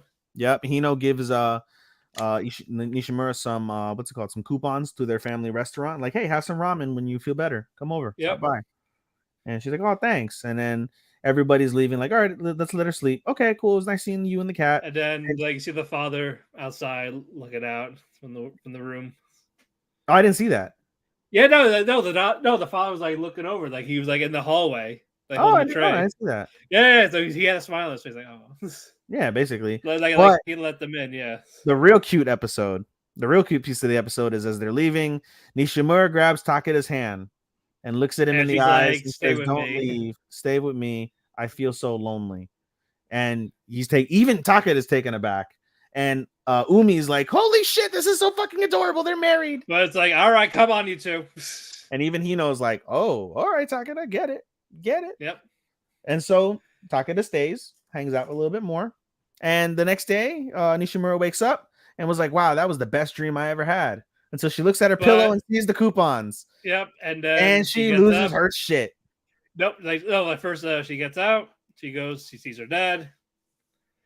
And it's like, so, did anything happen? Like, did I say anything? No, it goes talking like, did I say anything That's the weird? next day. That's the next day. Yeah. Yeah, that's when, she's like, ah, shit. That's when she asked Takeda, like, did I say anything weird? And Takeda's like, yeah, you did, but it's okay. That was cute. I like this episode. Yeah, that ending was cute. Breaking news for Collision's main event. Would you like to hear it? CM Punk versus Andrade. Nope. CM Punk and FTR versus Goldberg. No, I wish. CM Punk and FTR. Yeah. Against Bullet Club Gold and Samoa Joe. All right. I could deal. I dig it. That's worth watching. It is worth watching. It shall be recorded. Oh yeah, well, it's next week, so I'll be able to watch it live. What am I doing next week? Saturday the 17th. I mean, I'll be doing anything. Maybe I'll watch it live too. Yeah, because you're doing everything this weekend. Yeah, well, I mean, I always have something to do at some point every fucking weekend. Yeah, it's true. But yeah, I'll be watching live. So, all right, pal. All right, moving on. Konosuba. CM Punk. All right, Konosuba. Exactly. Funny episode. This was a funny fucking episode. This was great. I love this. This is probably the best episode of the season, I think. I know. It relies on season 1 shit, but it all relies on season 1 shit. So but they get to the town. Yep. Of course, they go to the guild. Tempting. Right and early in the morning. He's like, we have to make our presence known because we're Crimson Demons. We have to look cool. And we go in, we're gonna like, Megumin. And she busts open the door, does her chant. Still closed. And it's a ghost town. Yep. It's still early and everyone's awake yet. Yep. And we get the guild girl from the regular shows. Yes. So it's good to see her. And then she's like, oh yeah, we got this going on. Like Megumi doesn't want to hear it. She wants to hear it when everything's open, everyone's there. Yep. So she announces like, yes, it is I, a Crimson Demon, and I'm here to work in your town starting today. Because of this, so because of Union does it without her, like, I'm just gonna do it. That's fine. And she posts a nice little like resume up, like, hey, here's what I want. It looked like a whole Reddit post. Like, wanted, right? Nice people that are willing to talk outside of quests. I'm an intermediate mage, like I could use intermediate magic. And I just want to have a nice time and make some money and meet some friends. Yep, and then we get to And so we Megumin. know, so it's a tale of two halves. Basically, it's Yun sitting by herself in the bench all day, every day, waiting for somebody to approach her and love her, right? In that friendly party way. I would join her party. I would 1000% join her party. She's fine Yeah. and she's useful, unlike fucking Megumin's fucking Yeah. dumbass. Yeah. She's more useless than Darkness. Confirmed. But Megumin has hit stuff. At least Darkness has other like ample like what's it called like traits that she can fucking like use in battle. Like she's the decoy. Darkness is the perfect stuff for me. I don't know what to tell you. Oh, she's great. Yeah, everyone I want. You could just wake up in the morning and flog her, and she's just like fucking soaking. Yeah, and degrade and discolor and objects. Basically, like yes, master, and she fucking sits there and pants like a dog. Yes, basically perfect. But you know what's funny anyway, because it's like literally like one of my biggest regrets with the last chick that I like one of the chicks that like I was talking to is like we didn't get a chance to fuck to the point where like because I asked her I was like I've only done this once where I've like asked and I've been permitted to like slap a girl in the face while fucking, and it's like at first it was weird, I didn't dig it at all, but like lately as I've become kinkier in my life, like I want to like slap a girl while I'm fucking her. I always ask, you never do it, you just ask for permission. And so I never got to that point. And I think I recall asking, and I was like, if we ever did that, could I do that? And she's like, yeah, because she likes fucking rough shit. And I'm like, oh, this is fucking great. Never got a chance to do it though. I was like, fucking son of a bitch. You should just honestly just find a kink party. That's weird though, because it's like literally I'd be like fucking like a missionary, and then somebody's gonna just fucking like stick a fucking thing up. No, like no, it's not fucking. It's really not like just fucking. But you know what? Like, all right, I know I get what that was more of a joke, but I get what you're saying. I know. Like, like you just get people that like enjoy that type of stuff, like, and there's all sorts of people doing all sorts of kinks, but like I don't want to. And I don't want to like. I'm not like interested in like like slut shaming a bitch, like, and I don't get turned on by that generally. Like I'm like simple rough, like like you pull the hair, you slap the ass red, you no, they do that. Spit on the pussy when you're eating it, like shit like that. Well, you won't get that. You'll get more like impact play. You'll see someone do candle wax. You'll see someone. One did knife play in one of the parties. That was great, but one did knife play. Yeah, that's sketch. I would be so fucking scared. No. I can get a boner with a girl playing with a fucking knife around my nips and then going like gently with the very tip as gentle as she can so she doesn't cut me. Just go up my fucking scrotum, up the fucking. I know. I know. This guy was like I couldn't do that. I would be so scared shitless that she's gonna fucking kebab my fucking shit. This guy was like very well prepared. He like had like he rolled. Oh, it's a guy. Okay. Yeah. This is back when you were rolled it all out. Had different sizes of the blades and all that. Oh, I'm sure he had different sizes, pal. Exactly, he did. But no, I think if you went to one of these parties, you would actually have fun. You would actually have a fun time. I would be like halfway mortified, halfway like, oh, this is fucking lit. And then like a little part of me may be turned on. And then like, I'm sure there's a little part of me that probably be grossed out too. But happy Pride Month, everybody. This is a perfect talk for Pride Month. BDSM, it involves pride. Do not lie. I mean, yeah, you have to be pretty profitable to do some of the shit regarding exactly. BDSM. Zero doubt. Do not lie to me, people. Do not lie. Anyway, back to Konosuba. Gay people are kinky as fuck. Let's just get it out of there. I always tell people all the time, like, gay people are the funnest to have like at parties. They'll talk about anything, anybody. Like, unless you get like a really catty gay person, then they're fucking annoying. Yeah, super. Anyway, now let's move on. Now Megumin, she gets her registration. Useless Megumin. Yep, and then of course the guild girl, she looks at the face. Oh yeah, you have you got some good intelligence. You got high magic. Yep. Just yesterday we had someone with high magic, but higher magic. Their intelligence was really low. It's a good thing. There's a whole month of Vegeta. That's a good one. That is a good one. So I was like, oh yeah, like, but unfortunately, since she has no intelligence, she really can't give her a class, but she gave herself Archpriest. Yeah. So we're getting the connections of season 1 in this episode. Yep. Throughout the episode. Yeah, throughout the episode, especially after missions. But first, Megumin gets a mission with this duo. It fails because she destroyed a bunch of trees in the process. Yeah. and because of this, she had to pay out of pocket for all the damages. And the duo was like, "You're too good. You don't need us. What we're gonna do our We're own low thing." level. We can't keep up with you. Yep, it's just like After damn they it. were almost blown to shit too. They're all fucking sooty as fuck from the explosion and the fire. Yeah, and then as we're hearing this, we hear two people in the background. Who do you hear? Aqua and Kazuma. Yeah, they're arguing with one of the guys, and of course we hear him calling Aqua. What happened to the beer? Did you drink all the beer? No, I have a condition. It turns into water because I'm the goddess. You're fired. Fuck. He's like, yeah, fucking useless. Fucking useless. Yeah, so that happened. So of course Megumin goes to try again. Yeah. Guess there's a slime monster. But you forgot at the beginning of the episode, if we can go all the way back to the beginning of the episode, it's a peaceful morning and she's trying to sleep. And what does she hear, Matt? Explosion? No, she hears Kazuma and Aqua arguing in the barn about we're fucking broke. We're sleeping in a barn. This isn't how I envision my life. Fuck. And she's like over here, like turning over because she hears loud noise. And that was the sign of things to come. Anyway, we keep on going. Yep. Next one, slime monster. Yep. Gets it, and we get a darkness appearance this time. Yep, and she's like pissed, like, I can't believe I'm gonna go get that slime monster. In the name of Eris, I'm gonna kill that thing. And then the fucking Shion's like you're not going to. We know this house is gonna go. Basically, I forgot about Shion completely. Forgot about her completely. Yeah, she comes and goes. Yeah, for sure. I'm surprised she's not in the group, but I get it. You need 4 people. Yeah, well, that's why Union's on the group. I know, yeah, so Union or Wiz or I love Wiz. Yeah, he's nice.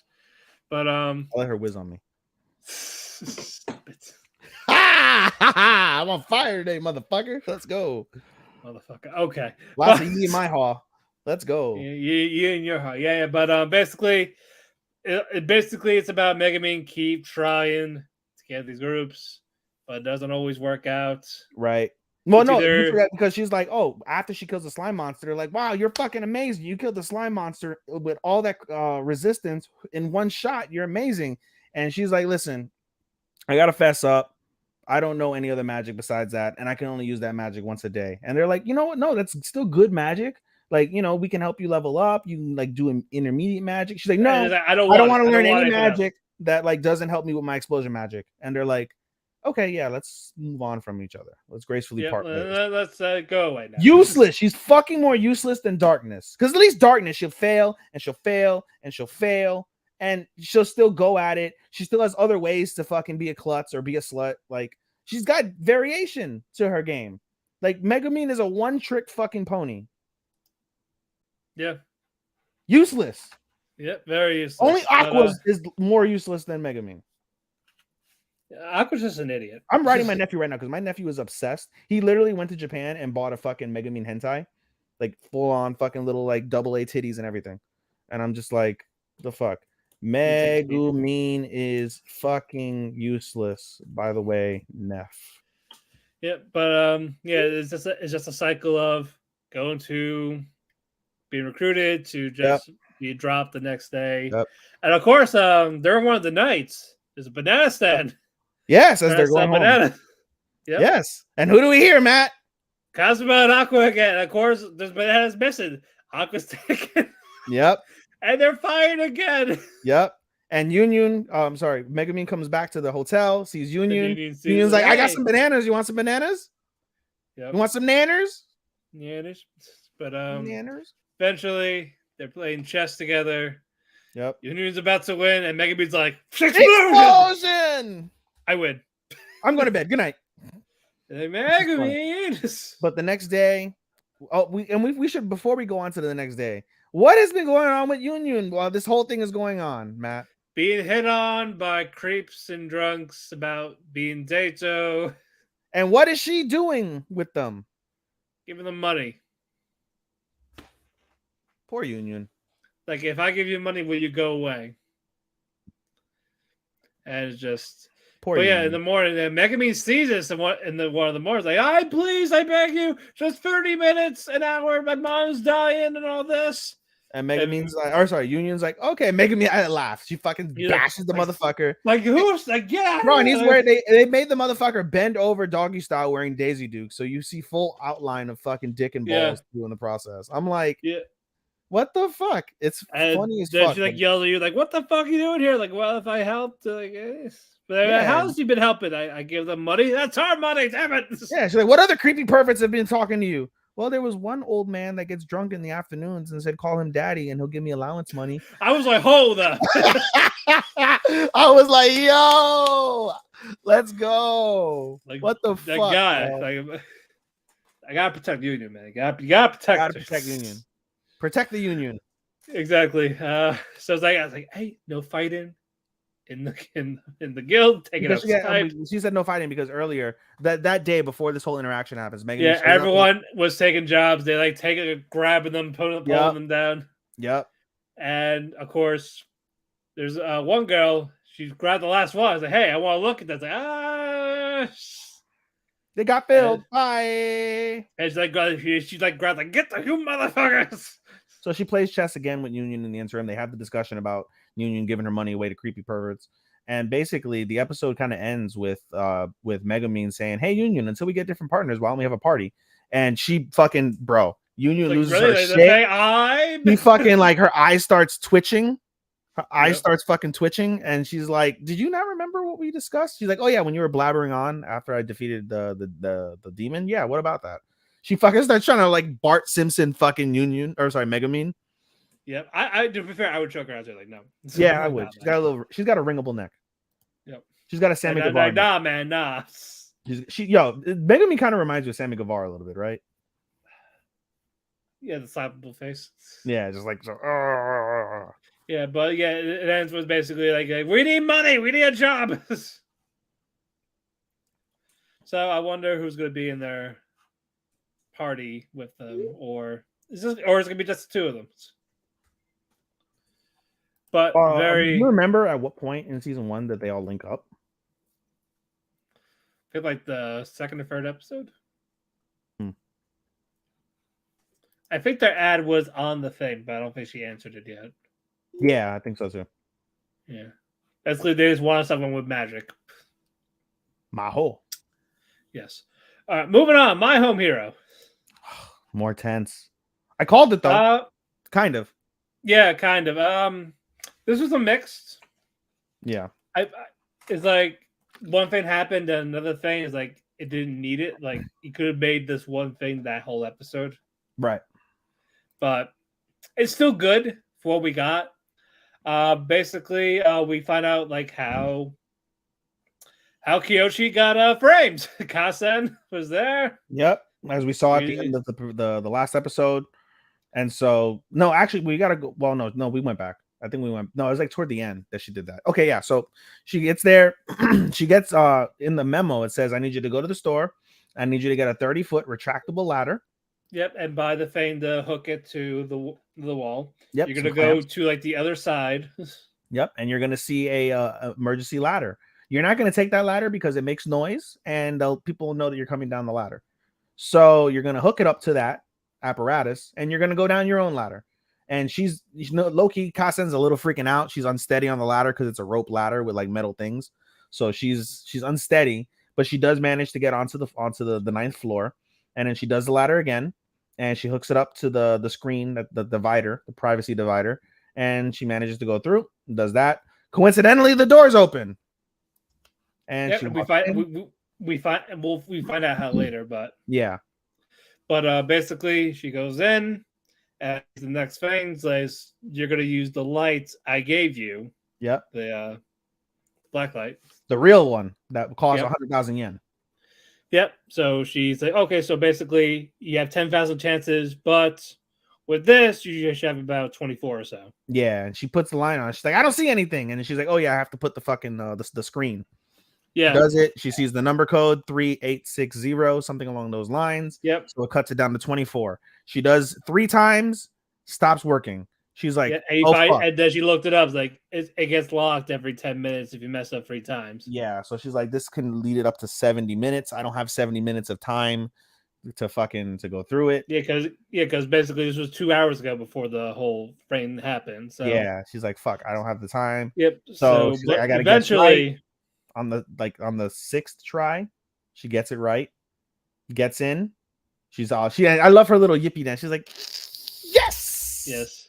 That was cute. And then we get to current time. Tetsu is talking to what's that guy's name again? Takeda. Takeda. Yeah. And he's like, so am I free to go? He's like, as long as you forget everything. He's like, yeah, go, yeah, we're no good. problems. Yes, like, we're good here. I don't want to see any of you again. Yeah, he's like, think you almost died, kid. Yeah. Then as he's leaving, he like slowly closes the door, and it really starts to like hit him. It starts to hit him. He's like, wow, like Kyoichi, like you were a good man. You were just alone. That's a powerful line. Like, you're a good guy. You didn't kill him. I killed him. You were just alone. Yeah. Also, we mixed it up because that happened first, and then the flashback, and now. Yeah. But you know what? For context, this was probably better to do it that way. But agreed. And then basically, okay, well, time to kill Kyoichi. Yep. And he eventually struggles out. He gets away. Yeah, because Kyoichi is basically Kyoichi is just like what the fuck am I doing? Like I can't afford to die. He fights. Yeah, he's like, he fucking set me up. It's like, I know he did. Yeah, he set me up, and he's like, during the fight, he got his wound opened up again, so he's bleeding out, and he basically goes up to the roof, and he's like, well, fuck, what am I gonna do? He notices the escape ladder, the emergency ladder. He goes down the emergency ladder, and then he tries to basically, and when he gets to his apartment, he notices scratch marks on the privacy divider, and he's like, those are new.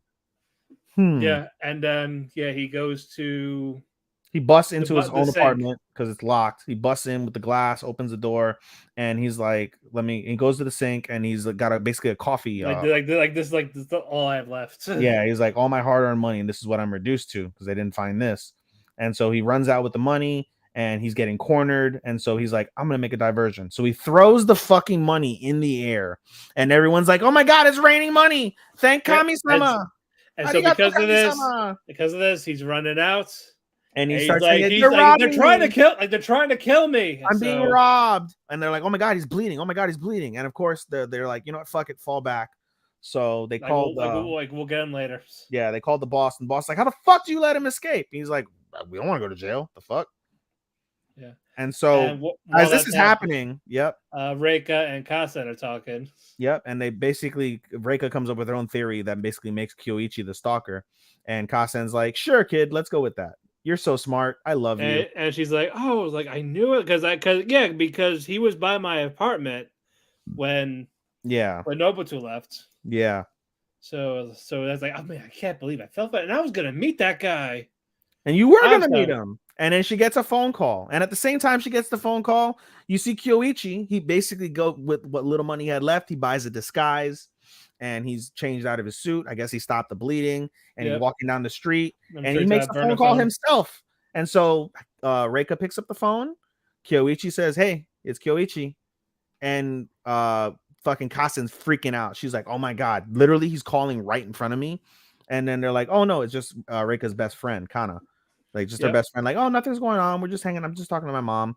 And meanwhile, also while this is happening, we forgot that what's his face? That Tetsuo, he's exhausted. He pulled an all-nighter. He's tired as fuck. And he basically goes over to Reika's apartment and he's like, I'm gonna take a nap. And he passes the fuck out. Yeah, and this is where he talks about how he was able to get that window unlocked. It's basically he talks about how, like, Kyoichi never took my eyes off me, except for the time he cooked for me. Yep. Like, that was the first time I'd let him, like, I like talk about my father and all this. That made him vulnerable. That's how I was able to leave the note on Kasen's phone. That's how I was able to unlock the door. I was able to use his vulnerability in that moment to my advantage. And now he's like sleeping, like thinking it's over. And the other side, Kyoichi's talking to Reika, is like, your father killed him. No, he's not talking to Reika. He's talking to the fucking the son. Or the father of Nobuto. No. Yeah, you fucked that one up big time. No, he's talking to... No, I thought he was calling Reika. No, it was Kana that called Reika. He called Nobuto's father, and Nobuto's father is like, wow, I heard what you did. You have balls calling me. And he's like, listen, I didn't kill your son. Tetsuo killed your son. I'm going to tell you why and how. and that's where the Gotcha. cliffhanger ends. Okay, I thought he was talking. I thought he just told Reika right there. No, Okay. he told no, it was Kana talking to Reika. Okay. And meanwhile, he says Tetsuo killed them, and you see Tetsuo just Yep. just sleep in the bed. Yep. So he's gonna have a pretty fucked up wake up calls. 2 more episodes, I think, right? Or 3? 2, I think. What episode was that? Yeah, 2 more episodes. That was episode Yep. 10. So 11 and 12 Okay, will go. yep. 2 episodes to survive. All right. 7 more shows to go. Jesus Christ. We're making good timing. We have that little sidebar about fucking BDSM and yeah. Let's do Insomniacs. Very cute episode. This was nice. This Not was much a in little terms of more. plot, but it was fun. It was more of a relaxing type. Yeah, finally get, I mean, there's still a little bit of plot like acceleration toward the overall. but it's more of a setup for the next. Yeah. So basically, Ganta is planning the next activity. Yep. How basically like we're gonna travel to these higher type of places. Yep. Have stays. Yep. And the guy's like, "Great, you gonna pay?" The guy's like the guy in terms of student council. He goes to the student council asking for funding, council. and he's like, "Yeah, we're because of the festival that happened." Yeah, so we kind of can. Then Nagi just goes down. He dogates us, and he's like, "Onegaishimasu, onegaishimasu, onegaishimasu." It's not gonna work. It's not gonna work. He's not gonna work. You lock up. Bye. And he fucking yeets. And leaves Ganto of his friend. Yes. And Ganto's like, "Okay, Gawa." He's like, "Nani?" He's like, "Help me fill out a resume." And of course, also we get Isaki's sister. And yeah. And so Isaki's doing the laundry, pulls her sister's panty out. They're purple leopard, and she's like, "Ugh, slutty panties." And then we see her call Isaki, like, "Isaki," and she's like, "What?" She's like, "Get me the remote."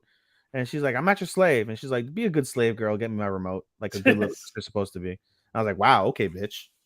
Yeah, just controls her like that. But mostly this is mostly about Ganta. Like he's trying to get a job, he's failing to get a job. Yep, he had an interview, fucked the interview up. He goes over to Senpai's, and he goes over to Senpai's arcade, and he's like, Senpai, and of course the cast there. Yep, like, follow me. Yeah, leads Ganta over to Senpai. Senpai is dead asleep. Come to find out, there's like passed out. Yeah, come to find out, she's preparing for an overnight little party for like these adults to play video games all night. Yep. So basically, she's like, "Hey, you stay here. I'm going to the bathhouse." Yep. And so she goes to the onsen. And while that's happening, he actually decides to clean up. Yep. Like give her a hand. Yep. And so he makes everything really nice and sparkly clean. And as they're talking outside, he laments. He's like, "Yeah, I'm trying to get a part-time job. Da da da da." And she's like, "Hey, why don't you work part-time here, kid? I can." And as he's happy, the hose, he's like, "What sprays her in the face?" Yep. And then he gets her a towel afterwards after he apologizes. But then they have an honest conversation when he tells her like why he wants the part-time job. Because at first he's like, "Yeah, it's for the summer camp." And she's like, "Oh, so you can have your little flirty time with your girlfriend?" He's like, "No, it's not like that. Like, I want to take a picture like you took a picture in this location." And she's like, "Listen." And she has an honest moment with him. She's like, "Listen, to do what you want to do, like, it takes a lot of effort. It takes a lot of money. You have to be realistic with your financial restrictions. You should really think about this again." She's like, "I'm going to write you a list of everything you need, and you can deduct and add what you need from there." But there's a curious conversation both between Ukagawa and Senpai. They mentioned his father, and because he's the one, because he bought stuff the for camera. Him before. Basically, Ukagawa first mentions it to Ganta, and Ganta's like, "I don't want to talk about money with my father." And then Senpai adds it, and Senpai adds more context when Senpai makes the comment that Matt just said about how, like, "Oh, well, your father can buy you a fancy camera. I'm sure he can afford 100,000 yen to you to help you out with this." And he's like, "No," he's like, "My father, I think it's an honest moment." And I think we don't know enough about the father because it's easy to like just portray him as like a drunkard that doesn't care much for his son. But it's actually not the case when it comes to like this self-realization / like observation that Ganta has about his father. He's like, "My father, I think, feels guilty about the fact that my mother's not around anymore. And when it comes to my needs, he takes things to the extreme. I told him I wanted to get the new like Xbox, and he's like, I couldn't tell my father I want to play video games all day because he would have not bought it for me. So he's like, hey, I want to play photographer, with the Xbox camera." And so he's like, "Oh, well, why don't you go play photographer with this fucking $1,000 Canon?" Basically. Yeah, basically. And so that's how he ended up with the camera for Christmas instead of the video Pretty game much. system. So he's like, "Oh, okay." But like I said, it offered like, useful insight in terms of that perspective. And as you mentioned, in terms of Skip and Loafer, like the idea of like the fracturing of the relationship between parent and child. Yeah. Different circumstances, different ideas and thought processes, but a similar, like, I guess, mentality from the child of the equation when it comes to like that aversion to want to like discuss or have conversations with the parent about things like that. So While that all that happened, it's a beach day for the yeah, girls. yeah. So Isaki, Kaname, Makoto, was Man, Mina there Isaki too or got no? some bitties. There was Mina there too or no? Yeah, she was there. It was all 4 girls. Okay. Yeah, all four of them. They're there. They're getting dressed. Makoto wants this basically to get a boyfriend. Yep. And while Isaki's getting dressed, we see her surgical scars. I didn't notice that. Yeah, they were like, yeah, they like lines on her body, like where she had the heart surgery. I didn't notice that. Yeah, I saw that. I was like, oh shit. But what you call it? What was going on? That's why she's wearing a t-shirt under. Yeah, that makes to sense. hide I it. thought it was just because she wanted to cover her boobs because she's. No, it was to hide the scars. But Yeah, that makes sense. yeah, they're all hanging out. They're all enjoying themselves. They mock Kaname for having, like, for a tomboy, you had the girliest swimsuit here. Yep, she's got the little tan line too. That was funny. Yep. But yeah, they're all having fun. But eventually, Mina is telling ghost stories to Kaname while they're building a sandcastle, and then Makoto gets pissed. Like, don't tell ghost stories. I'm trying to get laid. This is not working out the way I wanted it. Don't build sandcastles. I want dick. Oh, I want sand dick. Sand. She wants a sand dildo. I'm done. But he's like, girl, chill. We're having fun. Yeah, what the fuck? We're teens. We're not fucking adults. And then all of a sudden, the creepy senpai who doesn't get along with Ganta too well, he's working a part-time job at at a shaved ice place, and he's like, "Hey, like, here's shaved ice." He's like, "We didn't order shaved ice." He's like, "Courtesy of that fine gentleman over there." And you see the outline of a male, like, standing there in his swimsuit. Probably hit on Isaki. Specifically trying to hit on Hisaki, we find out later on. And so while this is happening, Ganta got his list from Senpai. He's deducting and adding. He's like really, like, annoyed. And we skipped the part. We skipped the part. Basically, Isaki is at home with her sister, and she makes barley tea, right, for herself. She gets her sister a cup when she asks, and she's like, "I have a question." She asks her sister. She's like, "What's up with the beach house?" And she's like, well, there's nobody's there really right now with grandma. And we find out later on. Well, I'll get to it in a moment. Anyway, so Ganta's there. He's writing the list, and all of a sudden, Isaki's like, "Yo, hello, what's up?" Yeah, but before that though, she was talking about, like, he's like talking about, oh shit, I might have to cut some trips. He's trying to cut. You might have to cut. Yeah, the trip in half. Yeah, he cut the trip in half, and then Isaki comes, and she's like, "So get this, for the first time in my life, I got hit on by a boy," and Ganta's like, "Oh." And then he realizes it then. And then Isaki's like starts busting out laughing, and she's like, "I got hit on by an elementary school kid." He thought I was young enough. Yeah. So then Ganta calmed down a bit, and then this is when Ganta was talking about, the financial situation. Yeah, we're gonna have to cut lists. We're gonna have to do this, and then she's like, "Oh, I got a bit of good news." So my grandmother, she went to a nursing home, and she lived directly in the middle of the locations that we want to go to. Nara. She lives in Nara. Like, she lives in Nara on the beach. I got permission from my parents to use the beach house for our trip during the summer. And my first thought was, oh shit, Ganta's gonna get laid. Literally, my first thought was like, bro, Ganta's gonna get the ass. Let's go. He's gonna fuck that heart out of shape. Yep. Let's go. And so then the episode, though, and they start celebrating. It's a really cute moment between them. They start celebrating the good news. They're like, and Isaki also offers, she's like, hey, since since we have an actual house, we can save on buying food by going to the grocery store and making our own food. oh, wonderful idea too. Like, we're good. This is great. Can't wait. Things are great. They start dancing along, like da da da da da da, da holding hands. Like, it's a really cute moment between the burgeoning couple. And basically that kind of comes to a halt though. Isaki goes back home that night and she's gonna go get some more tea. The tea's out. She bitches at her sister, like, oh, what the fuck, you didn't make tea. The rule is the last person to finish the thing has to make the tea. She's like, well, you're finishing it. That's you. And she's like, fuck. So she's annoyed. And then her sister gets up off the bean. She has a bean bag in the living room. She gets off her bean bag. She's like, hey, I heard from mom that you're going to go to the beach house with a boy to do some sort of camp. I'm tagging along. Yep. End episode. This is nice. As always. Yeah. Yeah. Hopefully the next set is good. So I got spoiled because I was looking online and I said, my question on Google was, is Insomniacs After School manga done? Oh, And it's not. Yeah. I was, huh? It's not. It's not? No.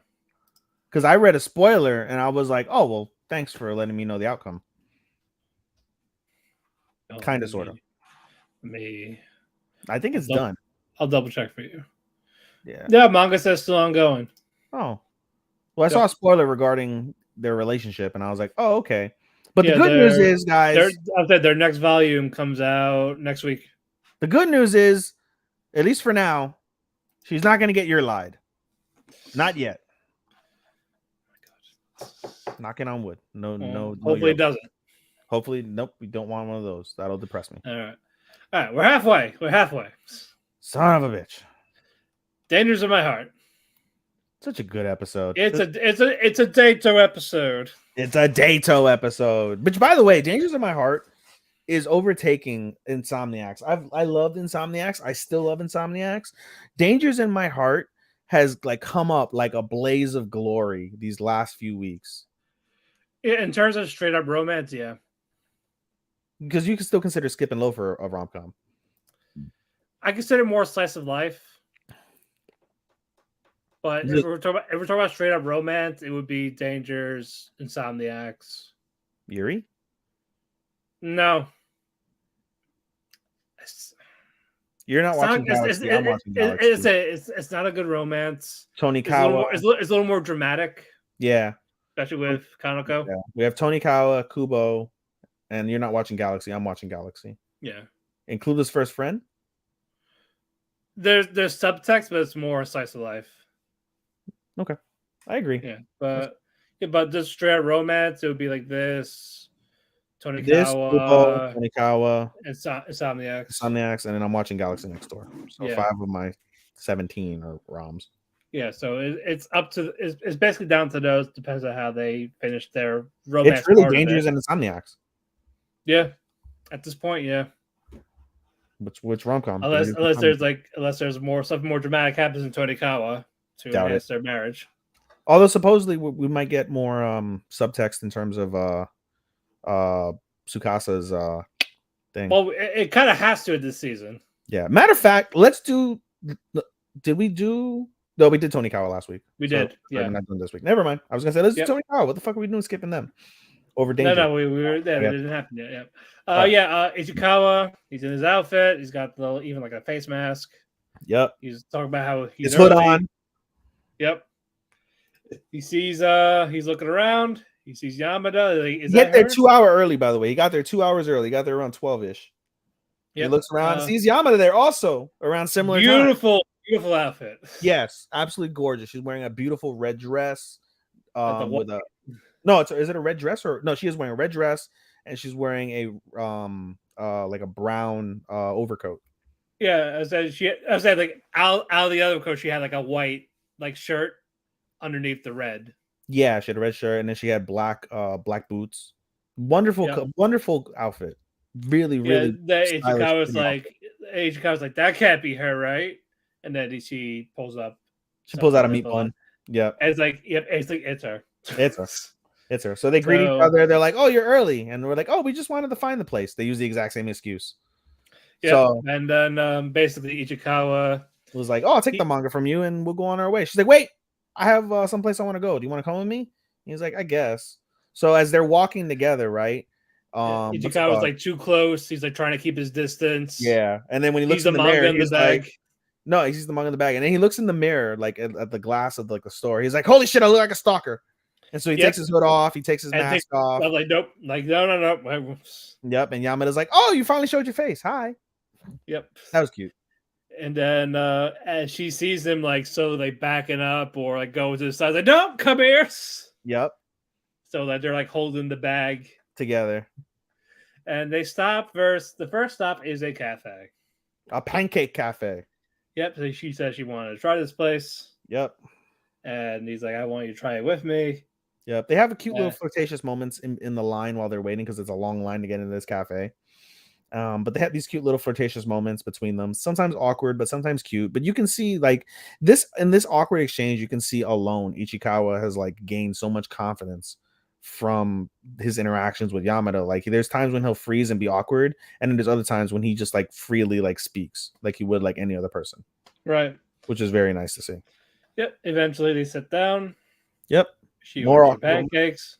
Yep. He looks at the price of the menu and he's like, "What the fuck? Just coffee. Just yep, coffee. Even House though friend, Americano. Even though he doesn't like coffee. Even though no, he doesn't. No, it's not that he doesn't like coffee. He said he's like, I'm not big on sweets, okay, so that's why he made the excuse to not buy any food. Okay. And then he gets the coffee, the house blend coffee, and he takes it, and he's like, "Oh, it tastes like mud." But the sugar cubes are there to make it better. He's like, "Nope, I said I'm not gonna do sweets," and so I gotta suck it up. I gotta suck it up. Yeah, and then a little bit like she like asked him about like the outfit, like talk about a little bit about fashion. And then Ichikawa just opens up a bit. Yeah. And this surprised Yamada, and then he thought to like, oh shit, did I just mansplain? Yeah, and the whole time in this entire date, the entire process, he's counting all of his fuck ups. He's like, I fucked up here, I'm stupid here. She thinks I'm he here. doesn't think it's a date, but even though to Yamada it is. It's obviously a date. Yeah. And it's funny because she's like, oh, can you take pictures and videos of her eating? And he starts thinking, he's like, are you gonna post these? And so she says, like, I don't think you should post these. And he's like, I'm not gonna post these. I just want to have videos of me enjoying this. Yeah, then she gets her phone back and she goes, there, now you have them. And she's like, why'd you take them? She's like, oh, I wanted to send them to you. And then he's like starts staring at his phone really nervously, and in a very, very, very like sensual but cute way. She leans over, leans up, grabs his chin, and says, "Hey, make sure you look at the real thing." And like I was like, "Ooh, Yamada, 8th grade with moves." She's trying to show, like, "Hey, look at me. I like you, bitch." Yep. So that part happened, and now it's just basically clothes shopping. Yeah. Well, at first they also mentioned that fucking like he's like, "Oh, I'll go pay," and she's like, "No, I work. Like, you're good. I'll pay for it." Yep. Which now he looks kind of stupid because now he could have had the fucking a pancake or something. Yeah, but basically this is the next set of stops. It's they go to like a boutique type of ordeal. And she's like, "What dress? The pink dress or the red dress?" And then he likes them both. And he's like, I want you to pick what do you want? Think I would look cuter in? Like, what do you want me to wear? Yeah. So he picks the pink dress, and he's like, "Oh, the other one, the dark one for the try-on." No, I think he picked the pink dress. I think he picked the pink dress. I think the pink dress first. Okay. Yeah, he picked the pink dress, and so she's like, "Ah!" And so she grabs him, and she goes to try it on. He's trying to escape, and he's like, "Where are you going?" And he's like, "I'm leaving." And he's like, "No, you have to tell me what looks better." So she puts the pink dress.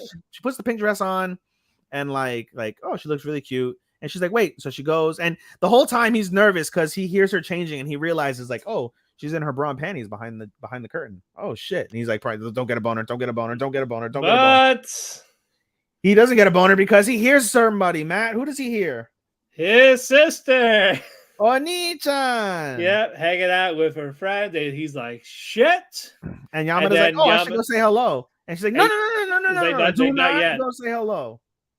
He's like, "Not yet," and he gets dragged in, and he's like, "I don't want her to see us." And so Yamada, quick on her feet, drags him into the stall, into the curtain stall, and they're really close. And she's like, "Why can't I say hi to your sister?" And she's like, "I just don't want to do that yet." And she goes, "Yet?"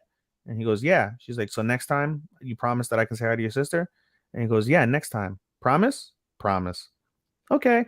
Yeah, and so then she turns around to like, to get her stuff, and her's open because it's a zip back dress. It's open, so he sees her bra and he's like, oh, he flinches, and then she realizes she just showed him the back of her bra. He's like, oh shit. So that was cute. No, because she's like, damn, I sweated through the dress, and she's like, well, aren't you gonna buy it? And he's like, oh, like, you want me to buy it? I'm like, yeah, you can buy it. Looks good. So that was cute. So she buys the dress. So she gets an outfit exclusive for him. Yep. But yeah, then it's nighttime. They're walking. Yep. He's like, yeah, I'm sorry. I made you drag. I dragged you everywhere I wanted to do. Yeah. Not what he wanted to do. Yeah. He's like, oh yeah, it's no problem. And he basically, and we have another moment. This is an even bigger like moment where he basically opens up even more. And he's like, listen, he's like, I'm not a people person. Like, I'm awkward. Like, people think like I'm an asshole because I don't like people. Like, da da da da. Like, he opens up. I don't talk about myself. Etc. And then credit to Yamada. Yamada is like, that's great. And he's like, what do you mean? And she's like, well, if you're talking about yourself to me now, that means that you're comfortable, basically, in effect. Like, like, we're good. We're on good terms if you're talking to me like this. And he's like, wow. And then they stop and they see beautiful Christmas tree lights. Yep. Beautiful. And Yamada's like, I've always wanted to see these. And what's it called? Ichikawa's like, oh, I've never seen this before. I'm like, that was a fucking lie.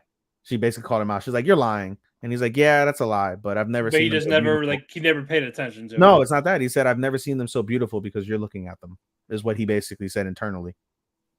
And that was a really cute line that I wish he would have said out loud. That was really fucking cute line. So anyway, they're on their way home on the train, and it's a packed train, and they almost get separated. And Yamada does something, Matt. What does Yamada do? Hold his hand. And in the train. And he recognizes her because she had clammy hands. Yeah, because she had said the bag. She's like, oh, here's the manga bag. And she's like, oh, don't mind, it's a little wet, And she's like, why is it wet? She's like, oh, my hands are clammy. Like, Yep. I'm like, okay. But he recognizes the clammy hands. Like, is that? And then you see Yamada's face, and Yamada's just like nervous as shit that she's holding his hand.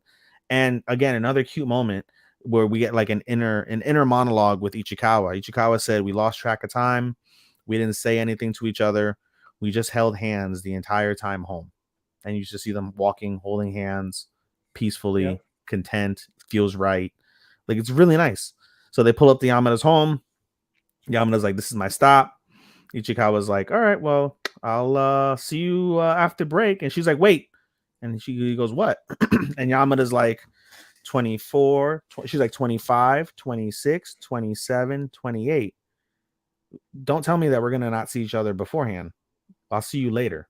Don't say goodbye. Because you try to say Happy New Year's. Like, no, I'll see you before. I'll see you before New Year's, which is another cute moment. So then he walks away, and Yamada walks, and he turns back around just to look at Yamada, make sure. And Yamada pops up from behind a pole with her hair over her mustache. Merry Christmas! Ho ho ho! And Ichikawa's like, what are you doing? She's like, I'm Yamada Claus. Ho ho ho ho! Yep, that was that was typical cute. Typical little girl cute. But no, this is a really, really, really good episode. More progression between the couple. And it's great. This is really good. This is really, really good. I know. All right, moving on. Heavenly Delusion. It's your baby. Yeah, we didn't know this, but Starman pointed us out. Like, these episodes, they always have different guest directors. Did not know that. You're right. That's why animations are so different in certain episodes. I never noticed that. Truly, I never really noticed that. Honestly. Well, this was definitely different here. Yeah, when he mentioned that for sure with the freeze frame you'll talk about later. Yeah, but we find out this one is the person that directed Cyberpunk and Studio Trigger. So I thought that was awesome. Yep. So I definitely liked that. But you gushed over the episode. I didn't like it at first, but I warmed up to it. Like, I thought it was okay, and you loved it. You and Starman are like, this is fucking good shit, pal. And I was like, it's all right. No, it was, yeah. But what you call it? Juichi had Kiriko and Maru in his car after, basically ripping them off with these fucking stories. So I was like, all right, like, you're gonna take us to this thing. Basically. Because as they left the thing, they saw he was still there. Yep. They noticed he had the actual tattoo. Yep. But on his arm. Yep. But not on the wrist. Yeah, so it was legit. Yeah. So basically, he agreed to take them both to where they were. Basically, get the wife and kids out. Like get No, them. make sure the son, the wife, the women that bore the kid are dead. Okay, That's that's right. That's right. They were home. So yeah, because they yeah, they get were the strung kid. up. Yeah, so make sure the kid is still alive. So I was like, okay, so they're all having a conversation in the Yep. car. I was like, oh yeah, it'll take 5 hours to get here. Like, but these roads are bumpy, so It may take longer. yeah. And Kiriko is having a hard time trusting Jew about this, like the whole thing, like maybe he's gonna steal the gun or something. Yeah, she's like constantly on alert. Yep. But And Juichi then doesn't see anything. eventually she does fall asleep, Yep. and yeah, but she wakes up and sees that the other guy was asleep. So it's like, you trust me now? Yep. And the startled Kiriko. I was like, what the fuck? Mm-hmm. And he's like, no, like I really want your help with this. Like I'm not gonna fuck it up. Yeah, let me get some water. Keep talking. Yeah. Eventually they get there. But before they go anywhere, Juichi looks at Kiriko and is like, okay, I need to examine one thing before we go anywhere. He cups her breast. And Kiriko had this shocked expression on her face. He's like, So Maru gets super defensive and just uppercuts the guy. Like, don't. What? Boom! Yep, like don't put your hands on another man's woman. And Kiriko looks like, your woman? Who's your woman? Yeah. And then Maru's like, immediately, sorry. That was funny. But he actually explains why he did that, because apparently in this place, like these women don't have Large breasts. Yeah. So she has to hide that. So basically, keep your jacket zipped up. Yep. And for Maru, he can't really go there as a guy because you'll be a bore, basically. Yep. So basically, they're expecting all these women, the other women, to like basically be there to capture them. Yep. But eventually, Kiriko has Maru dressed up as a woman. Mm-hmm. Not bad, but eventually not quite trap level, but a little trappy. Basically, it's a passable thing. Maybe like an average person wouldn't tell the difference. Yeah. So they eventually. That's a femboy. Now we can do the femboy. Yeah, that's the femboy. There we go. The femboy. Excuse me, but Juichi, he's basically going to the underground level to look for his son. Mm-hmm. While that's happening, Maru and Kiriko, they're exploring the building basically. No, Juichi stayed in the car. He stayed at the car. Oh, sorry, that's right. He did stay there because he can't go there. The scene in case, yeah. Yep, because they'll recognize him and kill him. Yep. So they go there. They're looking around. It's empty. Completely empty. Yep. There's like no man, no woman, no children. But they do find an incomplete diary from a date. Yep. Which kind of gives them an idea of something. Yep. While that's going on, what happens? They spill water. They spill a bucket of water in the classroom, and all of a sudden, it gets really cold, really fast. Yep. Like everything is it's freezing up. Yep. And it's a man-eater. Yep. A spider that produces ice. This cold temperature. Yep. Let's get to the point where they're actually literally about to die. Literally freezing, like frostbite, the whole whole spiel. But eventually, Kiriko gets the strength to get their gun. Yep. Shoots blast up, and it runs away. Yep. Like cuts a good chunk of it, and then No. You skipped ahead. At first, to get away with it, they shot up into the ceiling, and it startled it and ran. That's away. right. Yeah, that's right. It gets off. The second time, Kiriko has the idea of like, oh well, I wonder if I can if I beat it with my own breath. So she tries it. That fails. She's gonna fucking die because she's freezing to death. And then that's when, like you said, Matt, she figures out the. That's where we get Let's give it the really nice shot. Yeah, the really nice shot of her busting through the ice and just cuts it in half. Yep. And so they go down. Maru does the Maru touch and says, "Well, this is definitely a Hiriko, but it's not. I can't find its heart. So you didn't kill the main body. This isn't the main body." So like, well, fuck. basically, because the lower body is just Yeah. So they're like, fuck it, let's get the fuck out of here. So they get the fuck out of here. They report back to Juichi, and they're like, hey, nobody's there. it's completely empty. And all of a sudden, as they're like, he's a little bit disappointed, they're about to leave. He hears boar number 11. And Yep, it's you find out it's his old friends from the thing. Yep, boar 6 and boar 9. Yep, nice. Yes. But yeah, he's like, but they find out like, oh yeah, we have your son too. He's with us. He's okay. He's alive. Yep. So we get this nice little reunion. Yep. They're all hanging out, eating, drinking. Yep. They get to Kiriko have a bath. is Nick in the tub. Yep. Yep. So, and they all get a good night's sleep until they start freezing again. Yep, it's getting cold again. And Kiriko's basically saying, everyone leave, like just start running. Like just go. Yeah, go. Evacuate. Yep. Yep. And they're like, wait, Juichi, the boy, and the main guy, we gotta save them. Yep. They do manage to do that. And then basically Kiriko has Juichi's son with him in her hands. He's just running. Yep. She's like, why? I'm not escaping the cold. Why is it cold? Mara realizes, hey, the sun is the Hiriko. Yeah, basically Maru like slaps him off her. Like, nope, get out. Like, what you there for? Like, it's him. Yeah. And in essence, whenever he produces this, he's basically like having the equivalent of like a wet dream. Yeah. In essence, that's basically kind of what I gathered from that. Whenever he has a wet dream, he turns into Hiriko, which is very weird but interesting. It is for sure. But so he starts crying. They have the reunion, and they warn them like, "Hey, he's a fucking Hiriko, so you should be careful." So they're like, "All right, well, thank you so much." And basically, we think all's well that ends well. Juichi gives them the car and gives them like the location that they need to go, and they're like, "All right, we're gonna go to the I think it's the Isakabi or whatever location it is. We're gonna go to that institute." Basically, they're gonna try and hit the main facility that has been like going on in the background. And so we also did forget a piece that's mentioned before we get to the final closing piece of this. And it involves the academy, where basically we see Tokito, and she's writing to what's his name?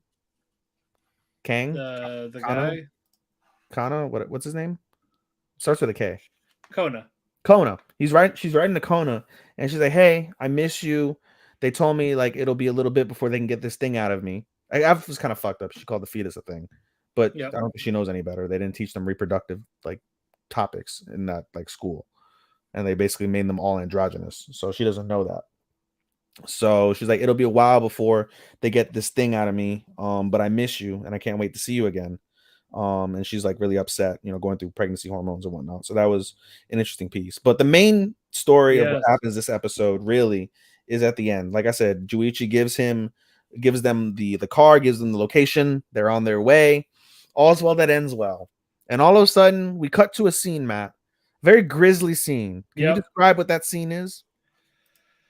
How do I say this? I'll describe it for you. The son is covered in blood. Yep. And he's playing with bloody building blocks. And we're like, what the fuck? And behind him, there's a dead body with its throat slit. Yep. In front of that dead body is Juichi. And we get basically a formulation of the events that occurred. They said that basically Juichi would have gotten away with the kid and the two women if somebody hadn't snitched on him and said like, someone's escaping.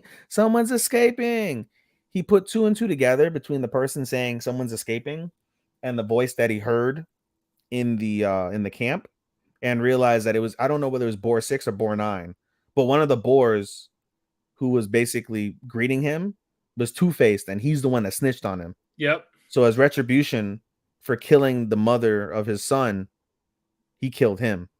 Yep. Slashed his fucking throat wide open. So then he takes the car. Yeah, it was savage. He wipes the blood off his kid. He's still covered in blood himself, but he wipes the blood off his kid, grabs the car keys from the guy, drives off, into his car. And then basically like there's a panic because they find the dead body and they're like, yo, what the fuck? Like, no, everyone's like panicking. and they're trying to go after him, trying to find him, and he just blows past them in the car. And you basically see the son just having the time of his life with his little bloody block behind the car. And you basically see Juichi with like a sinister smile on his face, still covered in blood. You know, basically he got his revenge and he's got his son. So he won in the end. Yep. So very nice stuff there. Crazy. Super crazy. Not the wrestler. Yep. Let's keep going. Gundam. Oh, good God. This is heavy. Oh, good God. This episode made me give this show a 5. Unless they fuck up royally, this is a 5 for me. The show, this season in particular, is a 5 for me. Yeah. Yeah, no Prospera. Nope. No Miorin, really. Nope. It's basically mostly going to focus on the school on one half. And Guel and fucking Shadiq in the other. Yeah, we'll get to that in a bit. Basically, what's her name? Noria. Yeah. She had enough, basically. She ain't waiting around. She lost her fucking shit. Basically goes to her people saying, hey, let's kill. Yep. I'm getting the gun. I'm like, nope, you're going to die if you do this. Like, I don't care. We're doing this right now. Yep. So basically. No waiting around. Like, no waiting around for anything. Yep. But, you know, something very curious that we hate Elon, right? We hate Elon, and he's just like the biggest piece of shit because, you know, that's what he. Yeah, but this one's like different from earlier. Like, it's not different. It's the same piece of shit Elon, but Elon is really Elon. He's the same piece of shit Elon, but over the course of spending so much time with Noria and listening to her and understanding the things that are going on, he starts to really like, I wouldn't say fall for her. I wouldn't say fall for her, but like he comes I think to sympathize. Sympathize. Zero doubt. Yeah, I agree. Sympathize. Yep, like he's sympathizing with the Earthlings. Yep. And basically reports are around like, oh, they're declaring war again. Yep. Number 5. Yep. Johnny 5's alive. That's right. Yeah. But because of this, Noria, her crew, they're getting ready to fucking kill people. They want to kill. It's not really. It's not really her crew. It's literally Noria. They're both disposable. Yep. Yeah, they are. It's not Noria and her crew though. Noria is alone. She's the last Earthling that's part of that whole like scheme. Oh, that's right. We'll get to that, but basically, you know, it's just her. So she commands the Gundam, and that's when all hell breaks loose. Hell breaks loose. Attacking the school. And basically wants patients to die.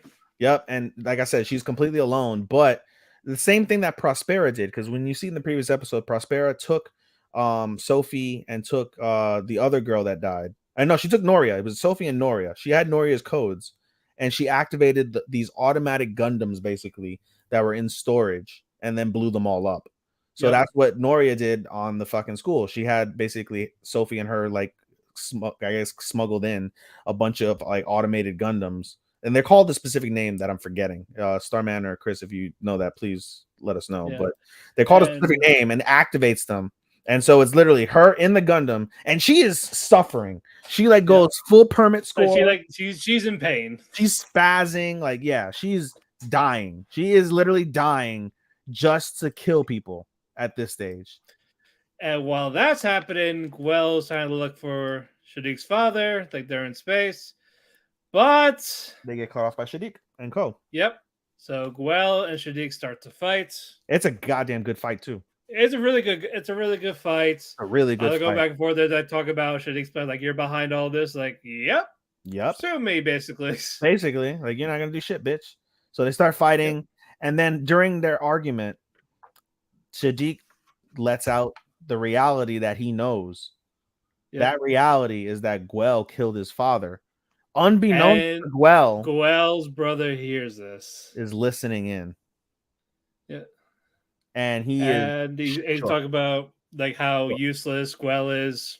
Yep. Like you just charge it head on. Yep.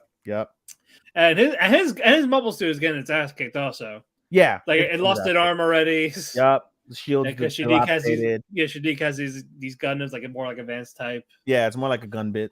Shadiq's crew is trying to get rid of all of it, basically to, hey, they don't get him near Shadiq's father. We gotta get it. get him to safety or get him somewhere else where they can't They're find him. buying time. They're like, listen, like we're getting him off the planet. Yeah, you All gotta right, kill like 5 minutes. you gotta kill 5 minutes. He's in the thing. And then Yeah. Guel doesn't realize this, but Guel, once he like he's keep getting insulted. His father's getting insulted. Unbeknownst to him, his brother now knows the truth that he killed his own father. And yeah, that'll be a conversation next episode. That'll be a great conversation to have. Not really next episode, but Guel just he mans up. He puts his big boy pants on. His balls fell. He fucking took over and damn near it basically incapacitated Shadiq. He damn near killed him. Both of them both of them had like no arms and legs. Yeah, but during he this they landed got to the the final point. blow. And basically he has enough power. Guel has enough power to kill Shadiq. And he's just like, nah. He's like, you're not gonna die like this. Ain't no way I'm gonna let you die like this. Low key, it's his fault. Yeah. Yeah. No, it is. Yeah. But yeah, he actually lets him go. And that was it on that side. We get back to the school. And it is being blown to shit. Yep, People Soletta, are dying. Yep, Soletta with her crew that really can't do much. Soletta really not gonna fight. No, but then we see the one Spatian girl. Also, he plotted to kill Marie's dad first. Yep, he did. But he didn't know that. Yeah, and look what happened. Yeah. Yeah, Guel didn't know that. But yeah, basically we see the one Spatian girl who was basically making fun of Martin, was like, hey, you know, like, hey, let's save the school together. You puff head bitch.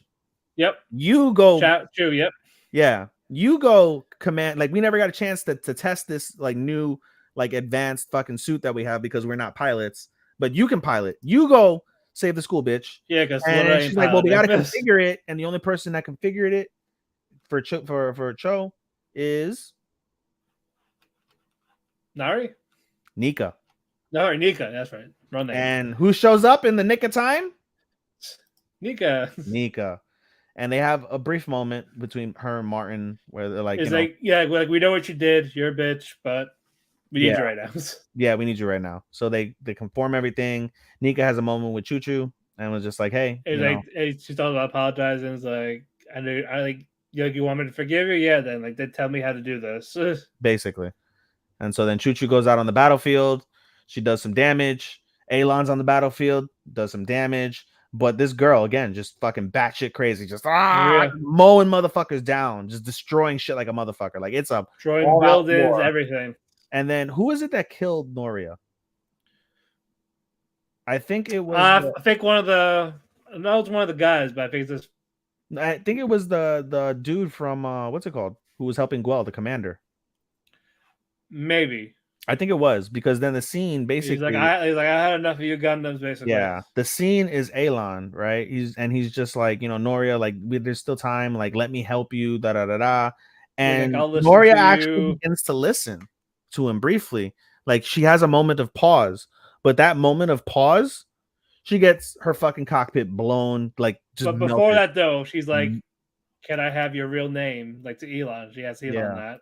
Yeah. But that's when cockpit melted, just straight beam, boom, melted through. And Elon loses his shit, and then he gets decapitated. Like his shit gets fucking incapacitated too. And so then the end of everything stopped for now. At the end of the episode is basically that everybody's trying to like do search and recover. There's body bags all over the school for the dead.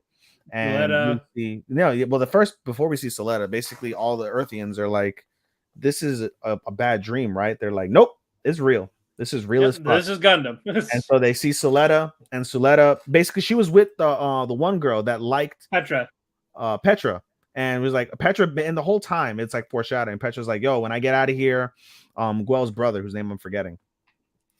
I keep forgetting his name. Jetter. So basically, like, oh, like Guel's brother stood me up on a date. You know, when we survive, like, I'm gonna demand that he takes me out to dinner and like some other shit. Like, what are you gonna do, Soletta? And she's just like, I don't know. Like, you know, she's not sure. She lost her purpose, basically. Yeah, she lost her purpose. And so the whole time she's fixated, like, oh, I want to be with Guel's brother. I want to be with Guel's brother. I love him. And An explosion happens as they're trying to escape, and she gets crushed to death. Petra gets crushed to death. And Suletta, though, that as we see the Earthians, they come down to see Suletta. They're like, "Thank God you're alive." Suletta doesn't care. She's like, "Listen," she's like, "People are dead underneath here, but there's still maybe a chance to save some other people that are trapped. Help me move rubble." And everyone's like, "All right." And they band together. They go get shit. They get met first aid. They get like a rubble clearing like robot or whatever. And that's how the episode ends, with them trying to begin to clear the rubble of like this location. Yeah, and then when that's where Suletta sees Petra's body. No, she saw it beforehand. I didn't hear you mention it. Yeah. She that's when she gets crushed to death. Then she sees her body after the fact. She's like, Petra, and sees her like just crushed, blood everywhere, just done. Right. All right, moving on. 3 more. All right, and then a movie review. Yep, Demon Slayer. Good episode. This was actually good. Okay, this was a really good episode. Yeah, this focuses more on Muichiro.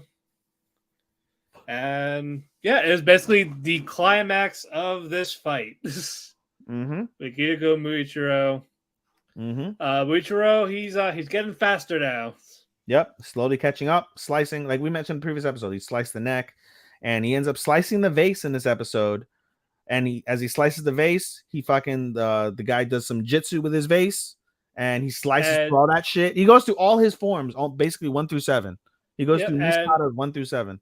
Yep, and when Muichiro does a cut, it's unfortunately he sheds his skin in the nick of time. So it's just fake skin, all that. Now you see its real form. It's a serpent. And he's as a serpent, Little Mermaid, whatever. As he's talking about it, Muichiro just has his blank face, like. Yeah, he's like only 3 people have only 3 people have ever seen this real form. And he's just zoning out. He's like, wow, that's a lot. And he's like, no, it's not. They never lived to tell the tale. You're gonna die. And so Muichiro's just mocking him at this point. Yep. He's still faster. He's still dodging.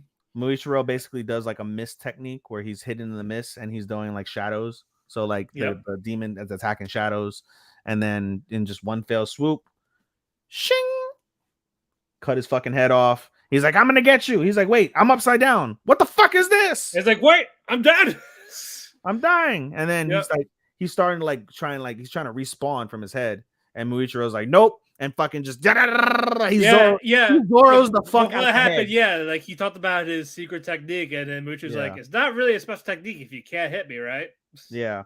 Like he does this sinister smile, smirk.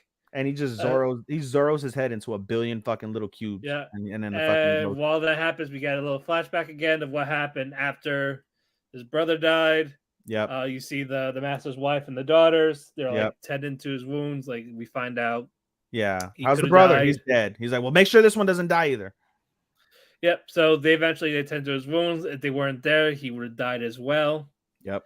And then we see him training. He was like talking about how he repressed the amnesia, like this. Basically doesn't want to remember that shit. Yeah, basically. But over the course of like this battle, he remembers everything. And as basically, we see the little boy, I think, right? We don't see him first. We see the other guy. Yeah, but basically the guy's still sharpening the sword. The other one, he's like, "Are you good?" He asked Musha, "Are you good?" He's like, "Yeah, I'm fine, no problems. I'm gonna go save Tanjiro now." But he's so weak, and the poison, like he's foaming out of the mouth. He's foaming at the mouth. This is where starts choking on the foam. And so then we see the little boy. This is where we see Kotetsu as well. Yep. And the other guy's like, "Oh, it's a ghost!" Like, no, I'm alive. No, I'm alive. Like, I don't believe you. And he's like, no, I'm alive. He's like, what you see, the blood is from my arm. Like, this is a deep cut. If I bleed out, I'm going to die. But he's like, when I got stabbed, this protected me. And he goes inside. He pulls out, what's it called? Rengetsu's fucking sheath. Not sheath. Basically like the adornment. Yeah. And he's like, Tanjiro wanted me to put this on his new sword when it got fixed. And that's what saved me. Muichiro looked at it and he remembers Rengoku. Yeah, he remembers Rengoku, and he starts to get emotional. And then he kind of like has a moment to himself where he sees his dead family, his mother, his father. Basically he's ready to go to the other side. Yeah, basically. But he But has this moment, and you know, he one like you mentioned earlier in the season. He's like, but my one regret is I never got to tell my brother I'm sorry. well, that was the And other one. That was the oh, other the one. other one. Okay. Well, anyway, Yeah, that was good. That was good. yeah. Yeah. Well, we see basically the brother's like, I'm proud of you. Good job. Yep. And he just starts to begin like well up, and he cries to end his part. Yep. And then we get Meanwhile, to Tanjiro is still getting his ass kicked. So is Nezuko. So yep, is Genya yep, by this one fucking guy. It got to the yep, point where Tanjiro, his foot is broke. yep. Broke his foot, but he's still running somehow. It's The because adrenaline's a anime. bitch. The plot. Yeah, and plot two. They're failing, but who jumps in? You forgot to say Tanjiro jumped into the fucking mouth of the fucking dragon, and he's getting crushed to death. And he's like, "Well, Oh, I'm that's done." right. Yep. Yeah, that's Like an done. idiot. Nezuko is basically immobile right now because the other dragon has Nezuko's arm. Like, Yep. you ain't going anywhere. Yep. Your blood is shit. Yep. Genya, he can't do anything. Nope. He's done. He's got no sword. Yep. He's done. And And then then who this is saves him at where the love Mitsuri. Hashira Yeah, Mitsuri with her string sword, whip, the whip. whip sword. This Would goes you let her? around. Would you let her BDSM you with that sword? I'll probably die in that sword because it's still sharp. Oh, you did knife play, but you're gonna die to the whip sword. Okay. I didn't do knife play. I said I saw knife play. Oh, I thought you did the knife play. I thought it was No, the guy I that didn't. No, fucking I running didn't down do your knife scrotum. play.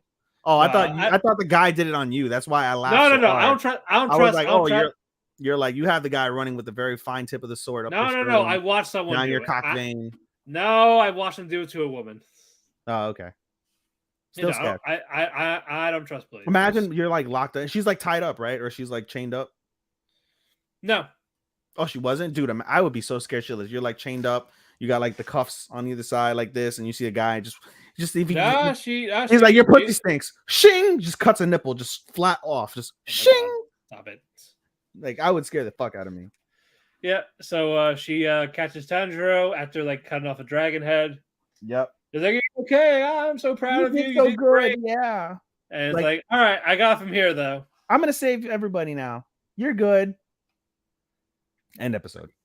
No, there's an after credit. Do you see the after credit? I don't know. I don't watch Demon Slayer after credits. But no, but Zenitsu and Inosuke are like, so when's it gonna be our turn? Because they're not in the episode, they're on this arc at all. Mm-hmm. So if they did that, like, when's it our turn? That little thing. Fuck. I see that.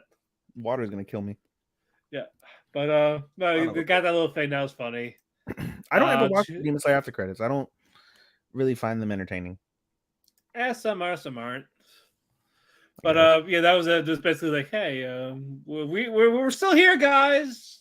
Whenever you're ready.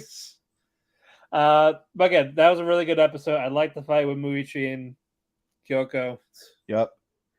So no, it's finally after all this time, fucking Love Hashira finally shows up and does something. So now we're gonna see that. Yeah, and the next episode is called Love Hashira, so we'll get her background. All right. Yeah. All right, two more. Thank God. The Return of Oshi no Ko.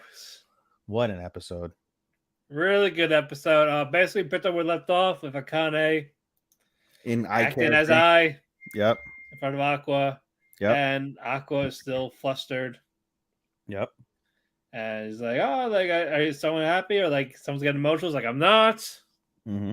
They're talking about like, oh, how they're about to wrap up filming suit. And on the other end, Ruby and Kana, they were watching, and Kana's like, I'm done. I ain't watching this anymore. Yep, basically. It's crap.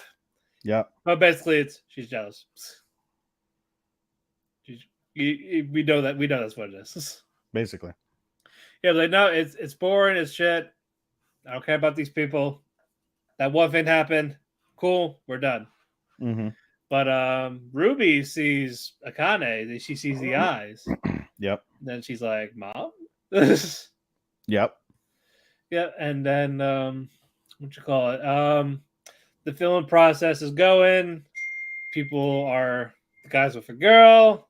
Yep. I wish we had more of Akane acting as I, except for that little bit. Yeah. I think that was the only upsetting part. Like, oh man, I kind of want to see you act like more of it.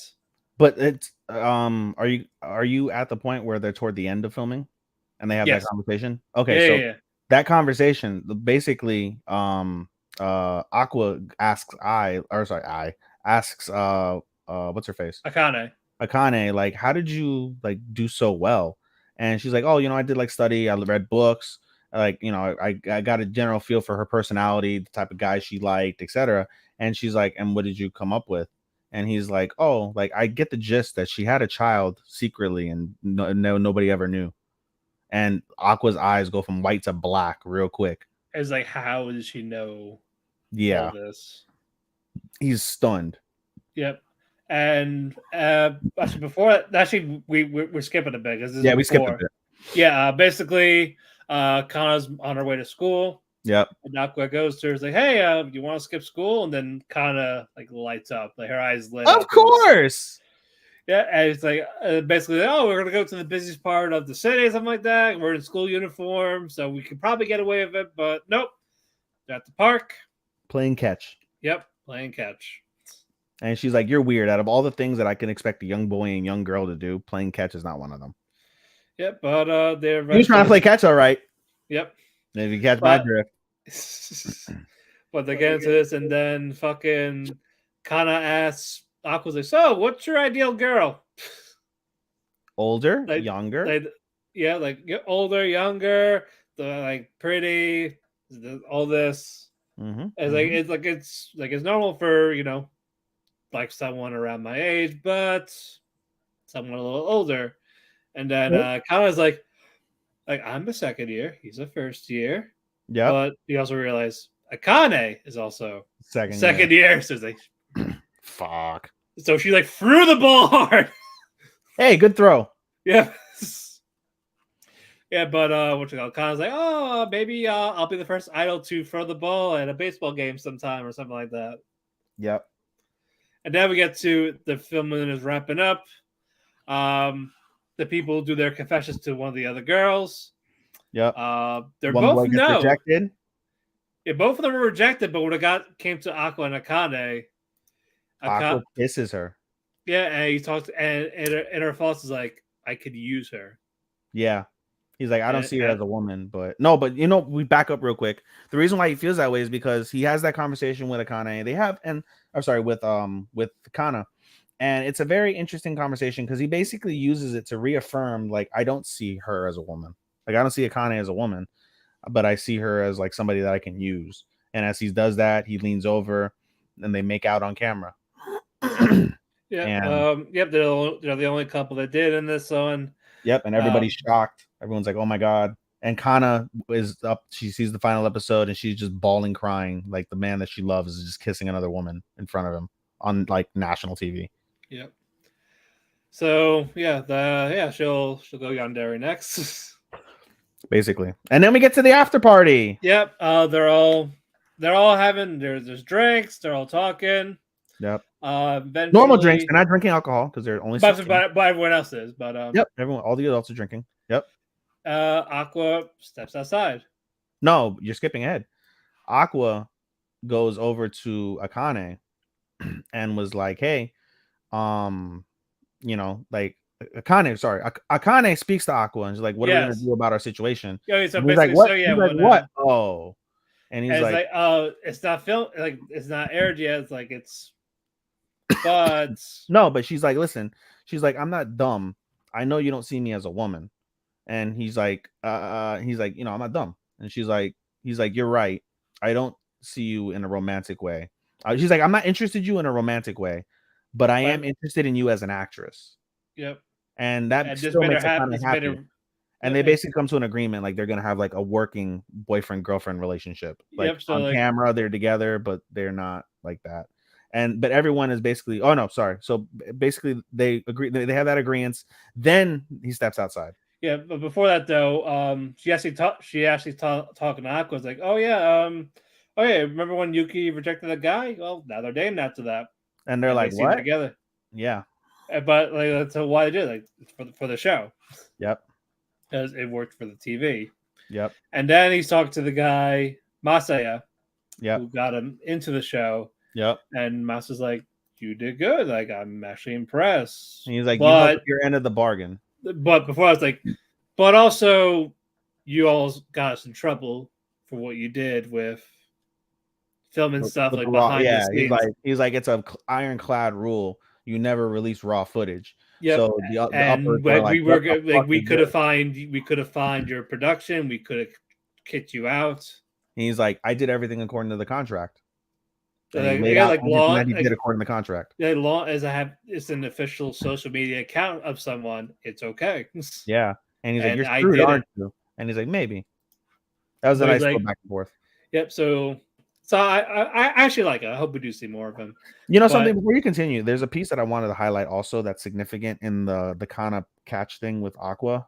Aqua, when Kana's having this conversation with him, Aqua has a moment to himself as he looks at the ball into the sun, and he said, he basically says that, like, as a normal human, you grow your feelings for women and your, you know, puberty and things like that come based off of your natural progression. Because I'm reincarnated, my natural progression, it goes kind of backwards, where like he had all of his like mental capacities. That's why he didn't want to suck on Ai's tit, because of the fact that he recognized Ai as, like, you know, a patient and like a normal woman, not his mother, things like that. But now it's kind of going in reverse, where he's like, listen, I'm a high school boy too, but he has like the self-realization. He's like, Aqua Hoshino and me being his like previous life, the line between the two is slowly disappearing, mhm. which is very potent to like acknowledge from that standpoint. Anyway, so we go back, fast forward. So I just wanted to make sure we highlighted that point. Yeah. Now we No, can I go get it. back to the conversation with him and Yep. Raphael. And basically, he says, "All right, like I'll tell you what you need to know. Over So I'll sushi take next it for week. yep. So and then Aqua's like, I'll I'll keep my keep it schedule open. open. Yeah. Yep. And Now they go back inside. They have the conversation. You're right. And then on top of that, when everything leaves, everybody leaves their own separate ways. but except for Aqua and Mem. Yep. And then they're talking a bit, and then you see Mem talk about how upset she is that it's actually done because she actually liked. Yeah. Well, no, Like, at first she was like, oh, she's like, all right, so what's up with you and Akane? Like, she's like, oh, well, you know, it's just a work relationship. And she's like, that's how it starts out. Don't worry. You'll yep. come to like her. And he's like, all right, whatever. Yeah. And he gets Then a little, you know, he gets like, starts blushing a little bit when she's like, you loved when she played I. And she's yep. like, no. And then she's like, I'm going to tell you something. Keep it between us. I wanted to be, because what's his face? Aqua's like, hey, you know, I see you love B Kamachi. That was before your time. Why is that? And he's like, I'll tell you something, keep it between us. I wanted to be an idol, but things happened and I gave up on that dream, and I'm doing well as a YouTuber. And And so I then Aqua's like, so why don't you come with joined me B then? Kamachi. And he's like, she's like, oh, quit joking. And he's And just you see, like, serious, like, dead no, stare. like, we have, like, they're looking for another person. Yeah, quit joking. You don't mean that. Just dead stare in her eyes. And then the And episode ends she with lets up, like, her eyes turned galactic, not like the stars, but regardless, if you notice the main characters, Kana had that moment where she had a galactic eye. You have Ai obviously with the eye, and now you have Mem with a galactic eye now too. yep. So that was really good.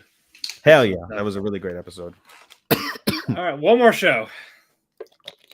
All right, Hell's Paradise. good episode. Great battle scene. Yeah, this is one of the better episodes that they've done. It is. No, it is. I agree. But yeah, that was just basically Hoko tree basically told me everything they needed to know. Yep. And Gabimaru's like, I can't afford the wait. Fuck this. Yep. Yeah, basically the other executioner, not Sagiri, the other one, was in charge of him. Yep. Senta. Falls asleep. Yep. He passed it out. Gabimaru's like, everyone's asleep. I kind of got the gist of where I have to go. I'm going.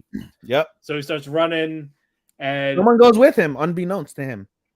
We'll get to that, but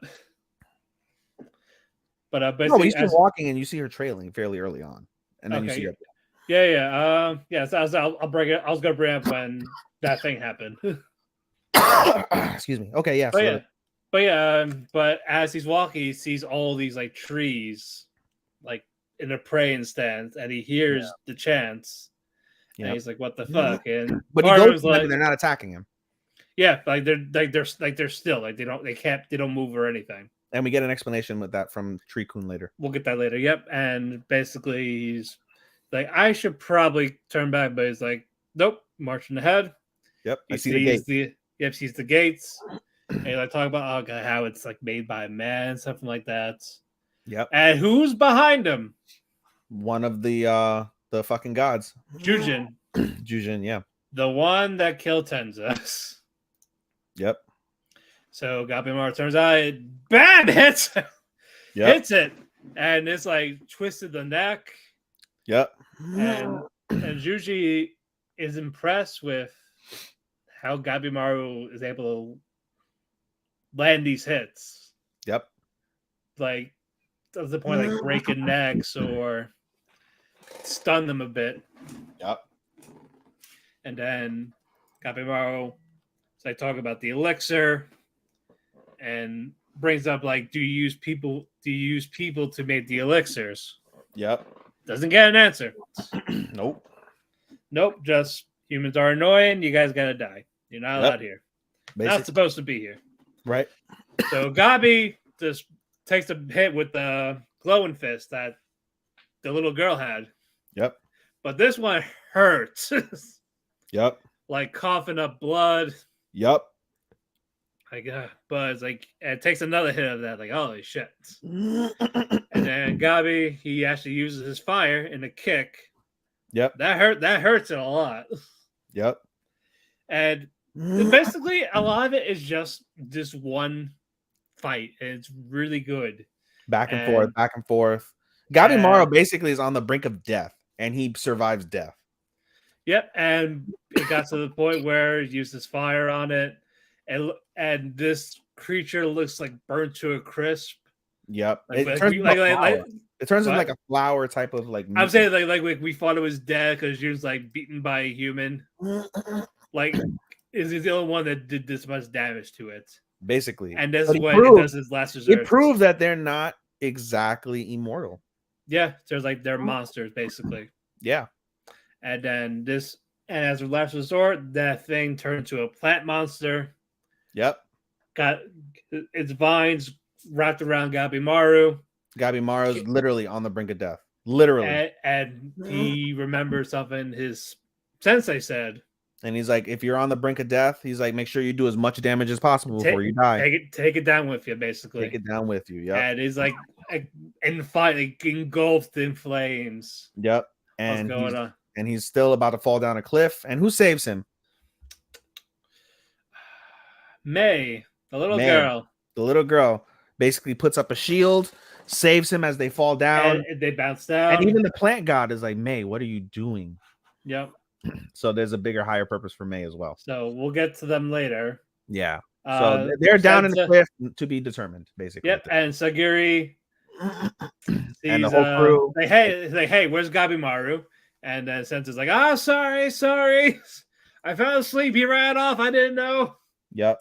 I know he wanted to run. I should have stopped him, but I just passed out. And then so fucking Groot's like, he's probably dead. No, well, Groot's like, well, May is not with us either, so she probably went chasing after him. I want to find May. So if we find May, we'll probably find Gabimaru. So let's focus on finding May first. Okay. They all go. During the daytime, they all go. And they ask him, like, can you tell us about the gods? And he gives them the story of the 7 gods. There's 7 gods. And he tells them basically, well, I'll get to that. But he says there's 7 gods. They basically have ruled the land.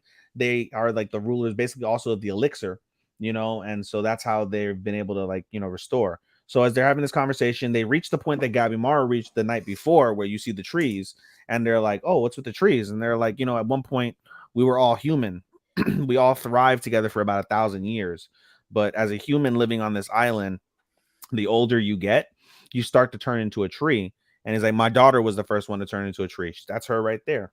And so she's like, as you turn into a tree, you start losing your consciousness and your existence.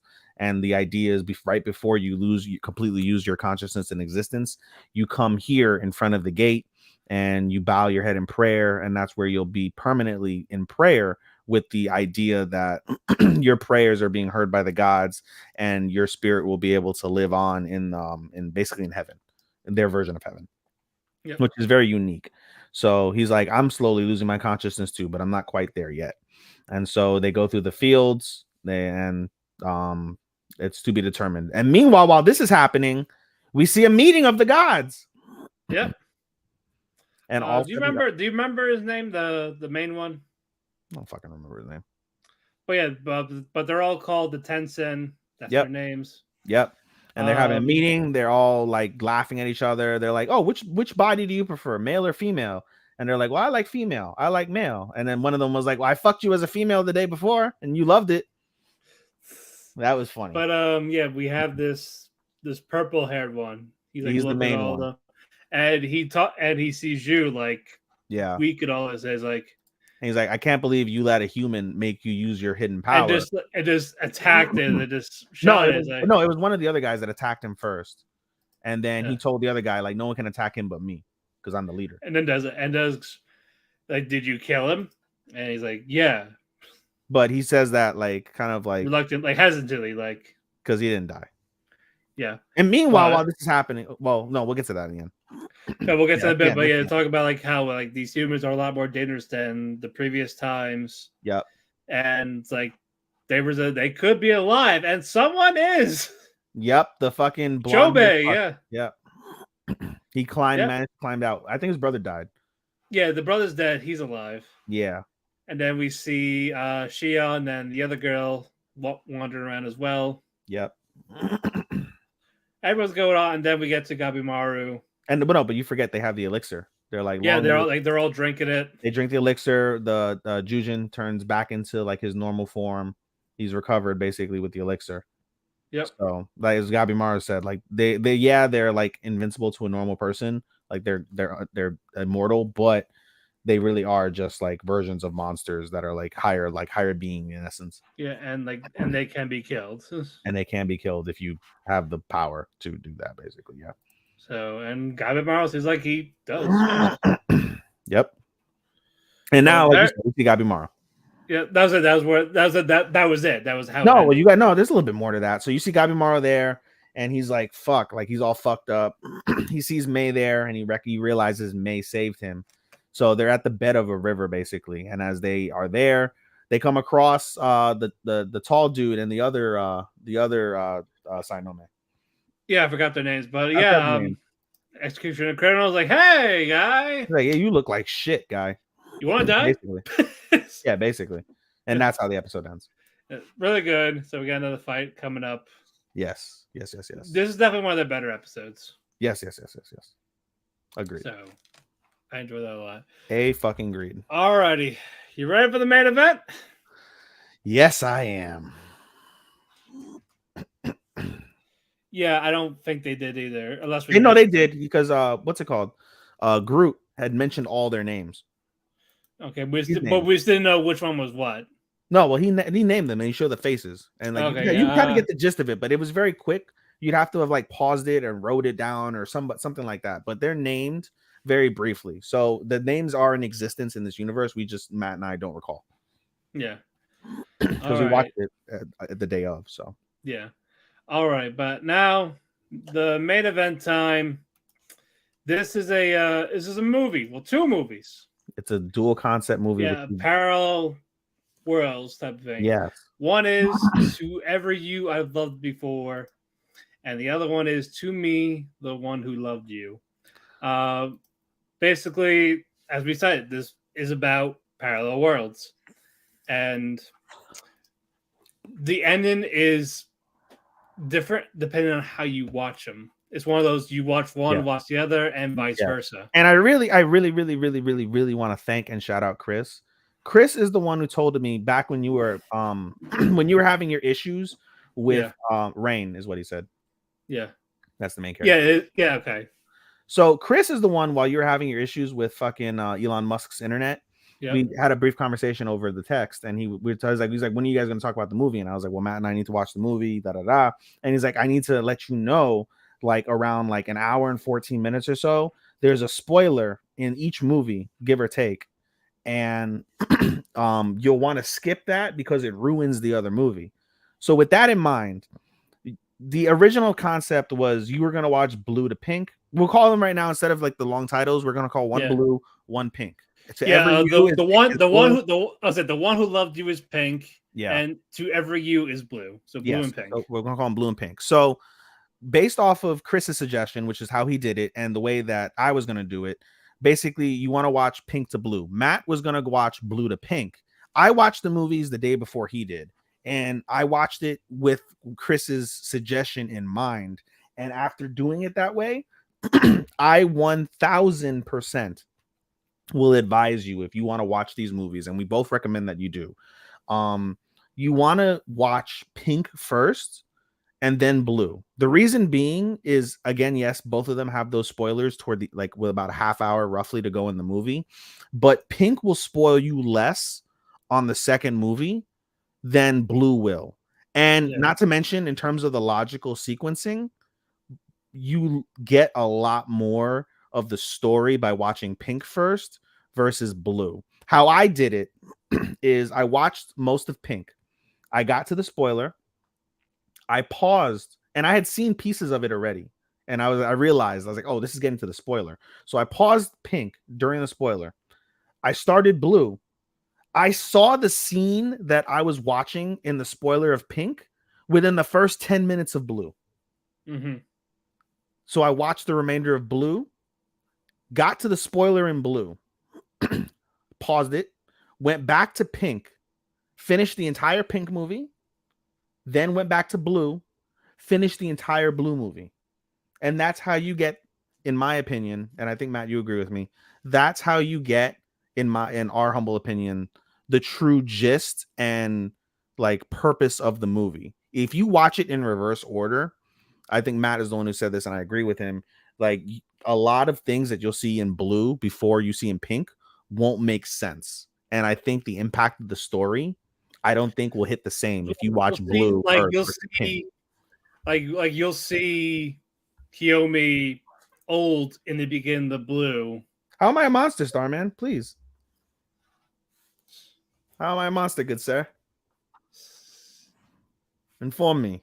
Well, yeah, tell him before I continue. Yes, indeed. No. Keep on going, but Yeah, basically, yeah. If you start with blue, you would have our main guy Kiyomi as an old man, yes. and you won't know what is going on or how You won't he know got how he here. became an old man. In the No, same way. he grows old, but you won't know like what led to what's going on. Because the key is, because it's parallel universes, these are two different Koyomis. Our main character focuses on Koyomi. Let's break this down real quick. In the pink movie, Koyomi. All right, let me back up. The overall purpose of the movie is, again, there's parallel universes. There's a divergent time where the parallel universes. The way you described how you watch them back and forth. Yeah, dude. I like I said, I thank Chris for that. Chris is the one who told me, and I paused it. And I was going through an argument with old girl at the time too, so it was a bit distracting. So I didn't get to immerse myself the way I wanted to. But keeping that in mind, I still stayed up. I started at like 10 something. I didn't finish till like about 3 a.m. when it was all said and done after my review. But I had to have that in mind because that was like my full intent. I did it sober, by the way. I made sure I had a sober weekend. I didn't drink at all this past weekend. And Yeah, I made sure to watch this sober. I get didn't the have most. an edible when I watched these, so Yeah, so I made sure to get the most that I could from this because I was anticipating this movie so much. But going back to my point, there's a divergent point where the universes start in this movie, and it's basically Koyomi's parents getting divorced at age 7. So in the which Koyomi? There's two. both, it's a Okay. singular Koyomi. So basically, Yeah. think of it as a fork in the road, right? Think of it as a Y, right? Yeah. So you have your straight line. The fork in the road begins at age 7 for Koyomi. And so in the pink movie, he chooses, right before that, he's made to make a choice at age 7. Do you want to live with your mother or do you want to live with your Yeah, father? the pink one, he chose the father. And the blue one, he chose his mother. Yeah. And so in the pink one, we can give the overall synopsis. Basically, in the pink one, he chooses to go with his father, and his father works on parallel universes at like an institute of like imaginary science is what it's called. Yep. And over the course of time, he falls in love with a girl named Shiori. Shiori. And over that same course of time, his father ends up dating her mother. And one day, as they've grown close and as they've come to both realize their feelings in a way, That's when they find out, like, they're like, oh, we're getting married. We're getting married. And So, they don't like that. No. but they're young, they don't realize that it's okay, and the parents never took their ideas into consideration. So their idea was to go to an alternative world where they can be married, and so they managed to achieve that, but disaster strikes Shiori. Yeah, And because basically in that world, both of their parents were not divorced. exactly, but like I said, disaster strikes Shiori, and so unbeknownst to them, because this is still like uncharted territory, unbeknownst to them, if you die while in a parallel universe, you basically go brain dead. Yeah. And so the entire story of Pink is how to restore Shiori to a point where she doesn't die. That's the entire gist of the movie. And I don't Yeah. want to go into. We're not doing Yeah, spoilers. we're not going to spoilers. We're not. Going. We'll do our best not to do spoilers. Meanwhile, in Blue, Koyomi goes with his mother. Koyomi has a boring, sad life. He doesn't have any friends because he's the smartest kid in school. He Yeah. tries really hard to like try and get friends, but nobody really talks to him. And one day, a girl in his class, Kazune. Kazune, comes over and says, "Hey, we're together in another world." And And turns out she was fucking with hers. but over the course of time, they end up being together. And the main gist of that movie is them living an entire life together. They Yep. end up getting together. They end up getting married, and they live an entire life together. Yeah, And so because in Pink, they're together but in a different way. they're colleagues. Yeah, they are colleagues because basically, Yeah. Kiyomi he's taken over his father's research, wants to all this time, even though she's physically dead because I got brain dead. But basically does Animation this. School dies. Yep, and she's like, That's not. okay, fine. What? I said that's not a spoiler. No, and then basically says, all right, you need an assistant, which is Kazune, and in this one, they're rivals. Like Yeah. every time I try to step up, you are always ahead. You got Yeah. like you didn't go to school properly. You just got the Yeah. job right away. Yeah. All And this. so basically, one movie is basically it's the story when it breaks down is one boy, two girls, two distinct stories that intertwine to make a complete picture after 3 hours worth of viewing. Yeah. And the main things I really want to highlight that I loved about this movie is it touches on different aspects. First off, it touches on the science of parallel universes, which is really unique and cool, and it's a good concept. The entire principle of having the dual split movie is a wonderful concept that I've never seen before, and I absolutely found awesome, despite the confusion and the way they did it. But no, it touches on again that like parallel universe scientific aspect, and then it covers more of the emotions. It covers obviously the love story, two shows that are basically focused on the romance as like a key like baseline for the movie. It covers on loss. It covers on how to deal with loss, and it covers the idea, and it's brought up many times in the movie. If you could go back somewhere to another world and be with the thing or person or animal that you lost, would you do that? If you do that, it touches on the consequences of doing so. Yeah. And then it also touches on just dealing with Yeah. That was mostly in the Pink, the dealing with loss and just how Kiyomi yeah, spent his whole life, even yeah, despite Shiori basically saying, "This is not what I want." he still does it. And the final thing that it touches on is like overall life.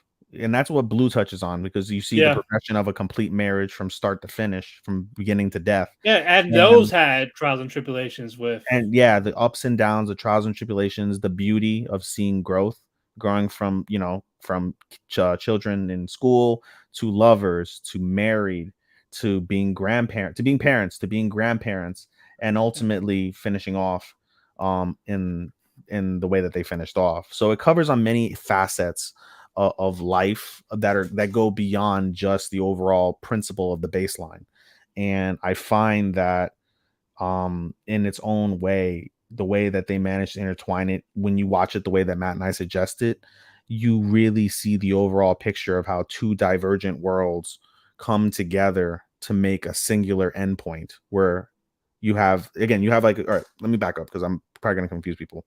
You start off with a singular path, you split in either direction, and even though that direction is two different lives, the end point of that divergence is a unified like existence, I feel.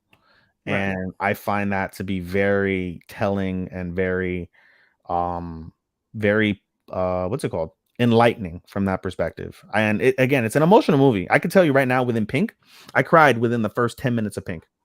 I cried within the first 10 minutes. And granted, I was in a fragile emotional state because of the personal issues I was going through, but regardless, still the principle of the way that they did it, it was truly and absolutely spectacular. um so I gave it 5 stars as a whole. I gave both movies 5 stars, but if I'm being objective, right, because both of you, I already know your rating because I saw it, and Starman gave it a 3.5. So if I'm being completely objective, I would give Pink 4.5, and I would probably give Blue 4. By definition, I guess that's a 4.5. But the reason why I gave it a 5 is because I didn't look at the movies as two individual projects the way that most people probably would. I looked at them as an overall story. And I feel the overall story, in my opinion, the execution, the concept, the musical composition, which was stellar, by the way, in both movies. Musical composition was stellar. The animation was really good, very vibrant. You can tell from the poster how vibrant it is. It's very vibrant. I was attracted to every like piece that I saw of the movie, and again, just the way it made me feel and all of that. That's why I gave it a 5 star. If I can give one negative about the movie, is I did not like, in particular, I didn't like Shiori's voice actor. Koyomi's was okay, and Kazune's was good. I just didn't like Shiori's like character. It was very monotone, very bland. It wasn't like an attractive, like intensely like viewable character voice actor. Still okay, but it didn't blow me away from that perspective. To me, that as well as the way that they did the spoilers, I didn't really like at first. It takes you a while to understand why they did the spoilers, and once you watch both movies you can appreciate it. But if you were to just watch it at face value, if you were at a movie theater and you didn't know this, like it would throw you off, and that's a negative. So those are the two negatives I found from the movie as a whole. Yeah. Even though I rated the concept and everything else that surrounded that piece as a global story, I still gave it a 5 star execution. I gave it a 3.5. I still liked it, but the fact that you would have to like pause in the middle to go to the other, and then vice versa, It's a it doesn't. nuisance. It's a nuisance. It is a nuisance in a production sense. Like it wouldn't this feel as cohesive? Like again, you would not have known that if Yeah. you're just going in blind, basically just watching one and then you're watching the other, Yeah. and it's like, what the fuck? Yeah. So I do think I hopefully someone does makes it like a whole just straight up one to edit the way how you can watch them both, but once at the same time to make it fit. Yeah, and like I was gonna say, the composer of this, like the whole, and the writer, he said if you watch one movie versus the other, it changes the direction of the movie. But I don't feel it changes the direction of the movie because there's still, at the end of the day, a singular outcome. It's the outcome is still the same. The outcome is still the same because they intertwined it that way. It's the understanding of the outcome. No, I didn't start, man. I actually watched Pink all the way through and then Blue. No, I'm the one that, because of Chris's suggestion, I literally watched it, paused it, watched it, paused it, went back, watched it, went back, watched it, again, got the entire gist of it. Yeah, it's just more of, you wouldn't know that unless someone else did it. If you just look at the first time thing, it's I agree with Matt. Very confusing for people. Yeah, I agree with Matt, and I agree with your point as well. Like they should, if you're gonna do this execution, it should be singular, where there's no sort of. I don't mind it. I just wish someone did that as like an edit. I probably wouldn't mind that. So like, I want to see how they saw it, like how like it should be watched. not just all the way through. I did no Also, one watch Pink to Blue. Originally, Matt was gonna do Blue to Pink, but I told him, I was like, you yeah, won't get the same value doing that. And if yeah. you want to watch this to get the full value, I feel like I you would need to have. watch it this way. I feel like I would have got the same ending regardless. I feel like it would have been a little more confusing if I did Blue the Pink, because it's like all of a sudden they're talking about she like, who the fuck is Shiori? Because you Yeah. don't really know of her till near the end of Blue. Yeah. The ending, the reason why you need to watch Pink to Blue is because Pink, especially the end of Pink, the end of Pink Wouldn't that defeat the purpose of what? of? Because again, it was more, why did no one watch Blue then Pink? People did, but you know, I went based off of the audience that had seen it before me and gave me the suggestion. So I want, again, at the end of the day, sure, it doesn't do the natural, like, let me phrase that. It's not, you don't watch the movie in its natural meaning, but I didn't care to watch the movie in the natural meaning. I cared to watch the movie so I can get the story. That's why I went through the trouble of doing what I did, because I wanted to understand the fullest picture I possibly could. And using Chris's advice, I went ahead and I managed to accomplish that. And that's why I had advised Matt, like, listen, if you want to do it your way, you can do it your way. But I'm telling you right now, you're not going to get the same satisfaction and the same understanding of the movie if you do it the way that we intended to do it in the first place. And I think Matt, you know, not speaking for Matt, but I am pretty confident in saying that when it comes to, you know, stuff that he watches, you care much more about understanding and being able to like cohesively thrive with that knowledge within that like subsector, basically. Well, you know what? We could just do it like that. Blue the Pink. I'm not doing Blue to Pink again because, like I said, it's within the first 5 minutes, like you're like, what the fuck? And then, like I said, after watching the beginning of the spoiler in Blue, when I got to that point, Blue literally tells you more or less the without dialogue, almost the entire story you get from Pink. It literally will tell you from start to finish, more or less, without that final finish. It tells you the entire story, and you're like, huh? It doesn't hit the same. Now, when you watch it from Pink to Blue, and you do it that way, that you get a better projection of the story, and there's less that's spoiled. When you watch Pink spoiler, you're going to basically see the gist of the movie without understanding the background to that point. When you watch Blue's spoiler, you can connect the dots on almost everything that you're going to see in Pink without failure, in my opinion, without the dialogue, which is heavy. That's heavy in terms of the perspective of, like, you know, all you got to do is just basically read a fucking Wikipedia on it, and you'll be able to put the mental pictures of what you saw to the Wikipedia, and it would make all the sense in the world. And you could do that from Pink to Blue, but I feel it won't hit the same as if you did that in the opposite direction. Right. But we'll keep going. I was not a fan of the voice actors at all. Yeah. There were times where Kiyomi did sound just as lifeless, especially as a young adult. Because especially with especially when he was crying to his father and so Yori's mother. I think it's because of the fact that he takes fault in what happens to Shiori, and I wouldn't call him lifeless. I think it's because I'm saying like this, how he cried. It sounded like a really weak, emotionless cry. I'm talking about the actor. I'm talking about the actor, the actual actor. Yeah. Okay, not the character. I'm thinking of the way that the actor. No. And I was able to try. The character is fine. But I get your point. Yeah, the character is fine. Just how the voice portrayed it. Yeah. It's like. Yeah. And I actually liked Kazune more than Shiori. I did too.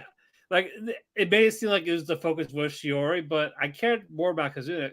But with Kazune, when you watch both movies at the end of the day, Kazune is the fulcrum to what happens in the finale. She is without a doubt the absolute fulcrum. She's more of a background in Pink. Yeah. Especially in the beginning. She comes up critical in the end, but she's more of a background in Pink versus Blue, where she's the sole focus. And in Blue, I feel that her story is a very good story, but it doesn't hit the same without having that prerequisite knowledge from Pink. Right. Because I had the prerequisite knowledge of Pink, Yeah. I looked at her differently. And that's a positive thing. And again, maybe I'm spoiled because of this. Again, if you watch it in the movie theaters, yeah, I think it, again, as the original intention was to watch in the movie theaters, you're able to get more of that like back and forth dialogue. And at the same time, though, like enough time has passed where I'd never read any of the spoilers until after the fact. And like Yeah. enough time has passed for you to be able to like really pick up on majority of the things that Matt and I are saying. So during its original release in Japan back in October, I feel like it would have definitely like pushed this dialogue. But honestly, you didn't really hear much about this.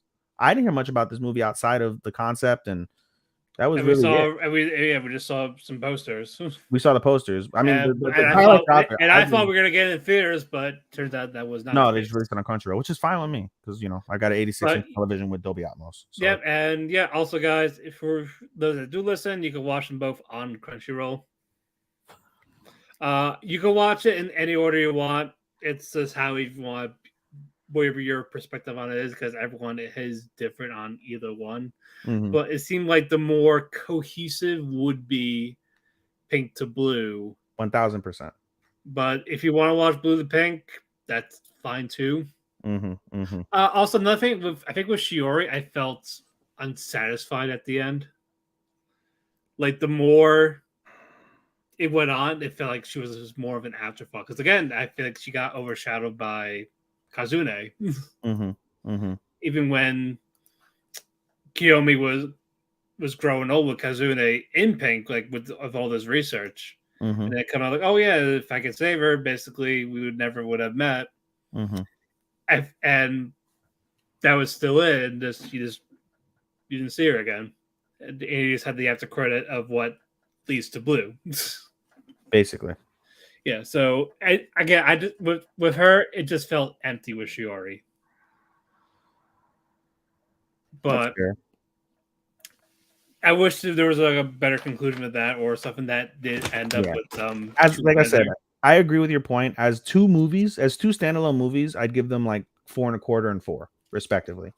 As an overall, Hell, if you made one movie Kiyomi and Kazuna and the other one Kiyomi and Shiori in general, maybe it'd be different because those are two different people. I don't mind the way they did it though, because of the fact, like I said, Kazune is the fulcrum to how both actions and reactions happen. When it's all Right. said and done, without Kazune in either movie, you have no movie. Point Right. blank. You have literally no movie with Blue, and you don't But get again, confusion with I say Pink. like an actual ending with Shiori somehow, like an actual maybe like a happy ending or something. I I don't know. I would agree with your point, except for the fact that I feel that I like I kind of appreciate the aspect because you find this in real life when it comes to somebody that you've dated in the past, where you can have all the feelings and desires and hopes and wishes and ideas and just plans for someone, and they just don't work out.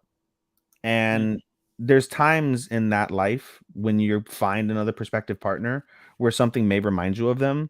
And, most times it leads to nothing. But as someone like myself who holds on to the past very dearly, which is a fault of mine in my dating life, I do hold on to my past. Sometimes it's good, most of the time it's bad. But Right. there's something to that effect where you can look back and you can think of the what ifs. I'm one of those people that will constantly think of the what ifs. Like I will picture, which is really fucked up to say, but I will picture the life that I'm living with a female that I'm with now, and I'll like put somebody else in that position, and I will think about like what's different, what would be like, like what if I had those same feelings, what if I did those same things of that nature. But like as long as you're a decent fucking guy and you're not a piece of shit, the answer to that question is going to be you can't replicate that, because of the fact that that's not the way fate and nature had it to be. And no matter how much you perhaps desired to be with that person, it really speaks to the natural like laws of existence that are unknown to us, that Right. really give you that proper like understanding of this is just the way that things were meant to be. and this is this is the world that we live in. You can wish, you can hope, you can dream to be in another universe, a parallel universe. You can have ideas of like, oh, if we were in a parallel universe, had if I gone with this one, how, but you'll never know from that perspective. And even though the movie sheds light on perhaps realizing that idea that you would have never really thought to see, I feel that the human conscious and the majority of people don't allow them to have the imaginary exploration that you can get from having that wonder. So that's why when it comes to things like that, I feel like I'm more sensitive to those types of ideologies, because of the fact that I have a little bit of that personal like entwinement within myself and how I deal with things, for the better or worse, mostly for the worse in that instance. Right. So that's why I didn't mind it. Right. No, I get it. I will watch it the other way down the road, just not now. I wanted to like let it absorb more. Well, you want to forget it and then do it the other way and be exactly, like, yeah. And then you're gonna do it and you're gonna be like, why the fuck did I do this? Yeah, that. But yeah, I will do it just to see how different it is per se, and we'll go from there. But that about does it. Closing thoughts. Like I said, I love the movie. In terms of the overall anime week, really solid, really fun. I'm really proud of myself that I was able to watch anime so easy. It's amazing when you don't have anything planned whatsoever to do on a weekend. Like literally, you just stay home and do nothing. Like how much you can actually like accomplish. Like it brought me this weekend, truly brought me back to like the COVID era when I first like got into anime like really heavy, where I watched like 50 titles during the pandemic when we were quarantined, like within like a few months. Like I was able to like easily like watch every single anime as it came out throughout the day. And I'm like, fuck, well now what am I gonna do? Well, I could play video games, I'll watch wrestling. I'm done with wrestling. Okay, well I can watch something else. And that's why I was able, like I said, I was so caught up in anime, I was able to try and pick up on Attack on Titan. So my closing thought for the week is I wish every weekend was like that, but have a life, and that's going to come to an end come Friday when I go to Forbidden Kingdom here in Orlando. So right, that is what it is. But no, solid week. We're closing out strong. I'm very much anticipating the rest of the season. We have approximately 3 weeks to go. Thankfully, 3 to 4. Thankfully, we got some wrapping up next week when we come back. You do. We'll have one. Yeah, but still, it's still one less. Indeed. But yeah, we topped our cake. We had our cake. We're full of cake. Follow me on Twitter at DamianPhoenix12. Follow him at Showstopper24. Follow our Twitter at Talk the Kēki.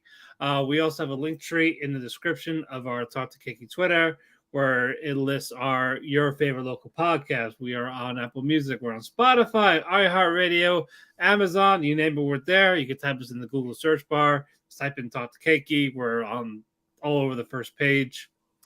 We want to thank Sean for being our editor. We want to thank Chairshot Media and W2M Network for hosting us on their platforms at W2M Network and at Chairshot Media. All right, give me your Instagram so we can go home. All right, we're just answering a message. Yes, you can follow me on Twitter, as Matt said, at SHOSTOPPA24. You can follow my anime Instagram at AI_anime24. That's IAnime24. You can follow me on my podcast Instagram at podcast.senpai. You can follow our Talk the Kēki Instagram at TALKTHEKEI. That's Talk the Kēki. Again, as Matt said, all of our socials have link trees where you can follow ourselves wherever you catch your local podcast, as well as our other endeavors. Shout out to my boy Andy with the MMA for Marks podcast, also hosted on W2M Network. Eventually, we will get back, guys. I keep saying it every week. We hope to record. Andy's just a busy guy making money at this stage, and more power to him. So we will get back to you guys when we get back to you guys, and I'm very much looking forward to recording that. Other than that, buddy, let's send them home. All right, guys. We'll see you guys in 9 days. Arigato, anato faku, and sayonara. Sayonara, minasan! Bye-bye. Welcome to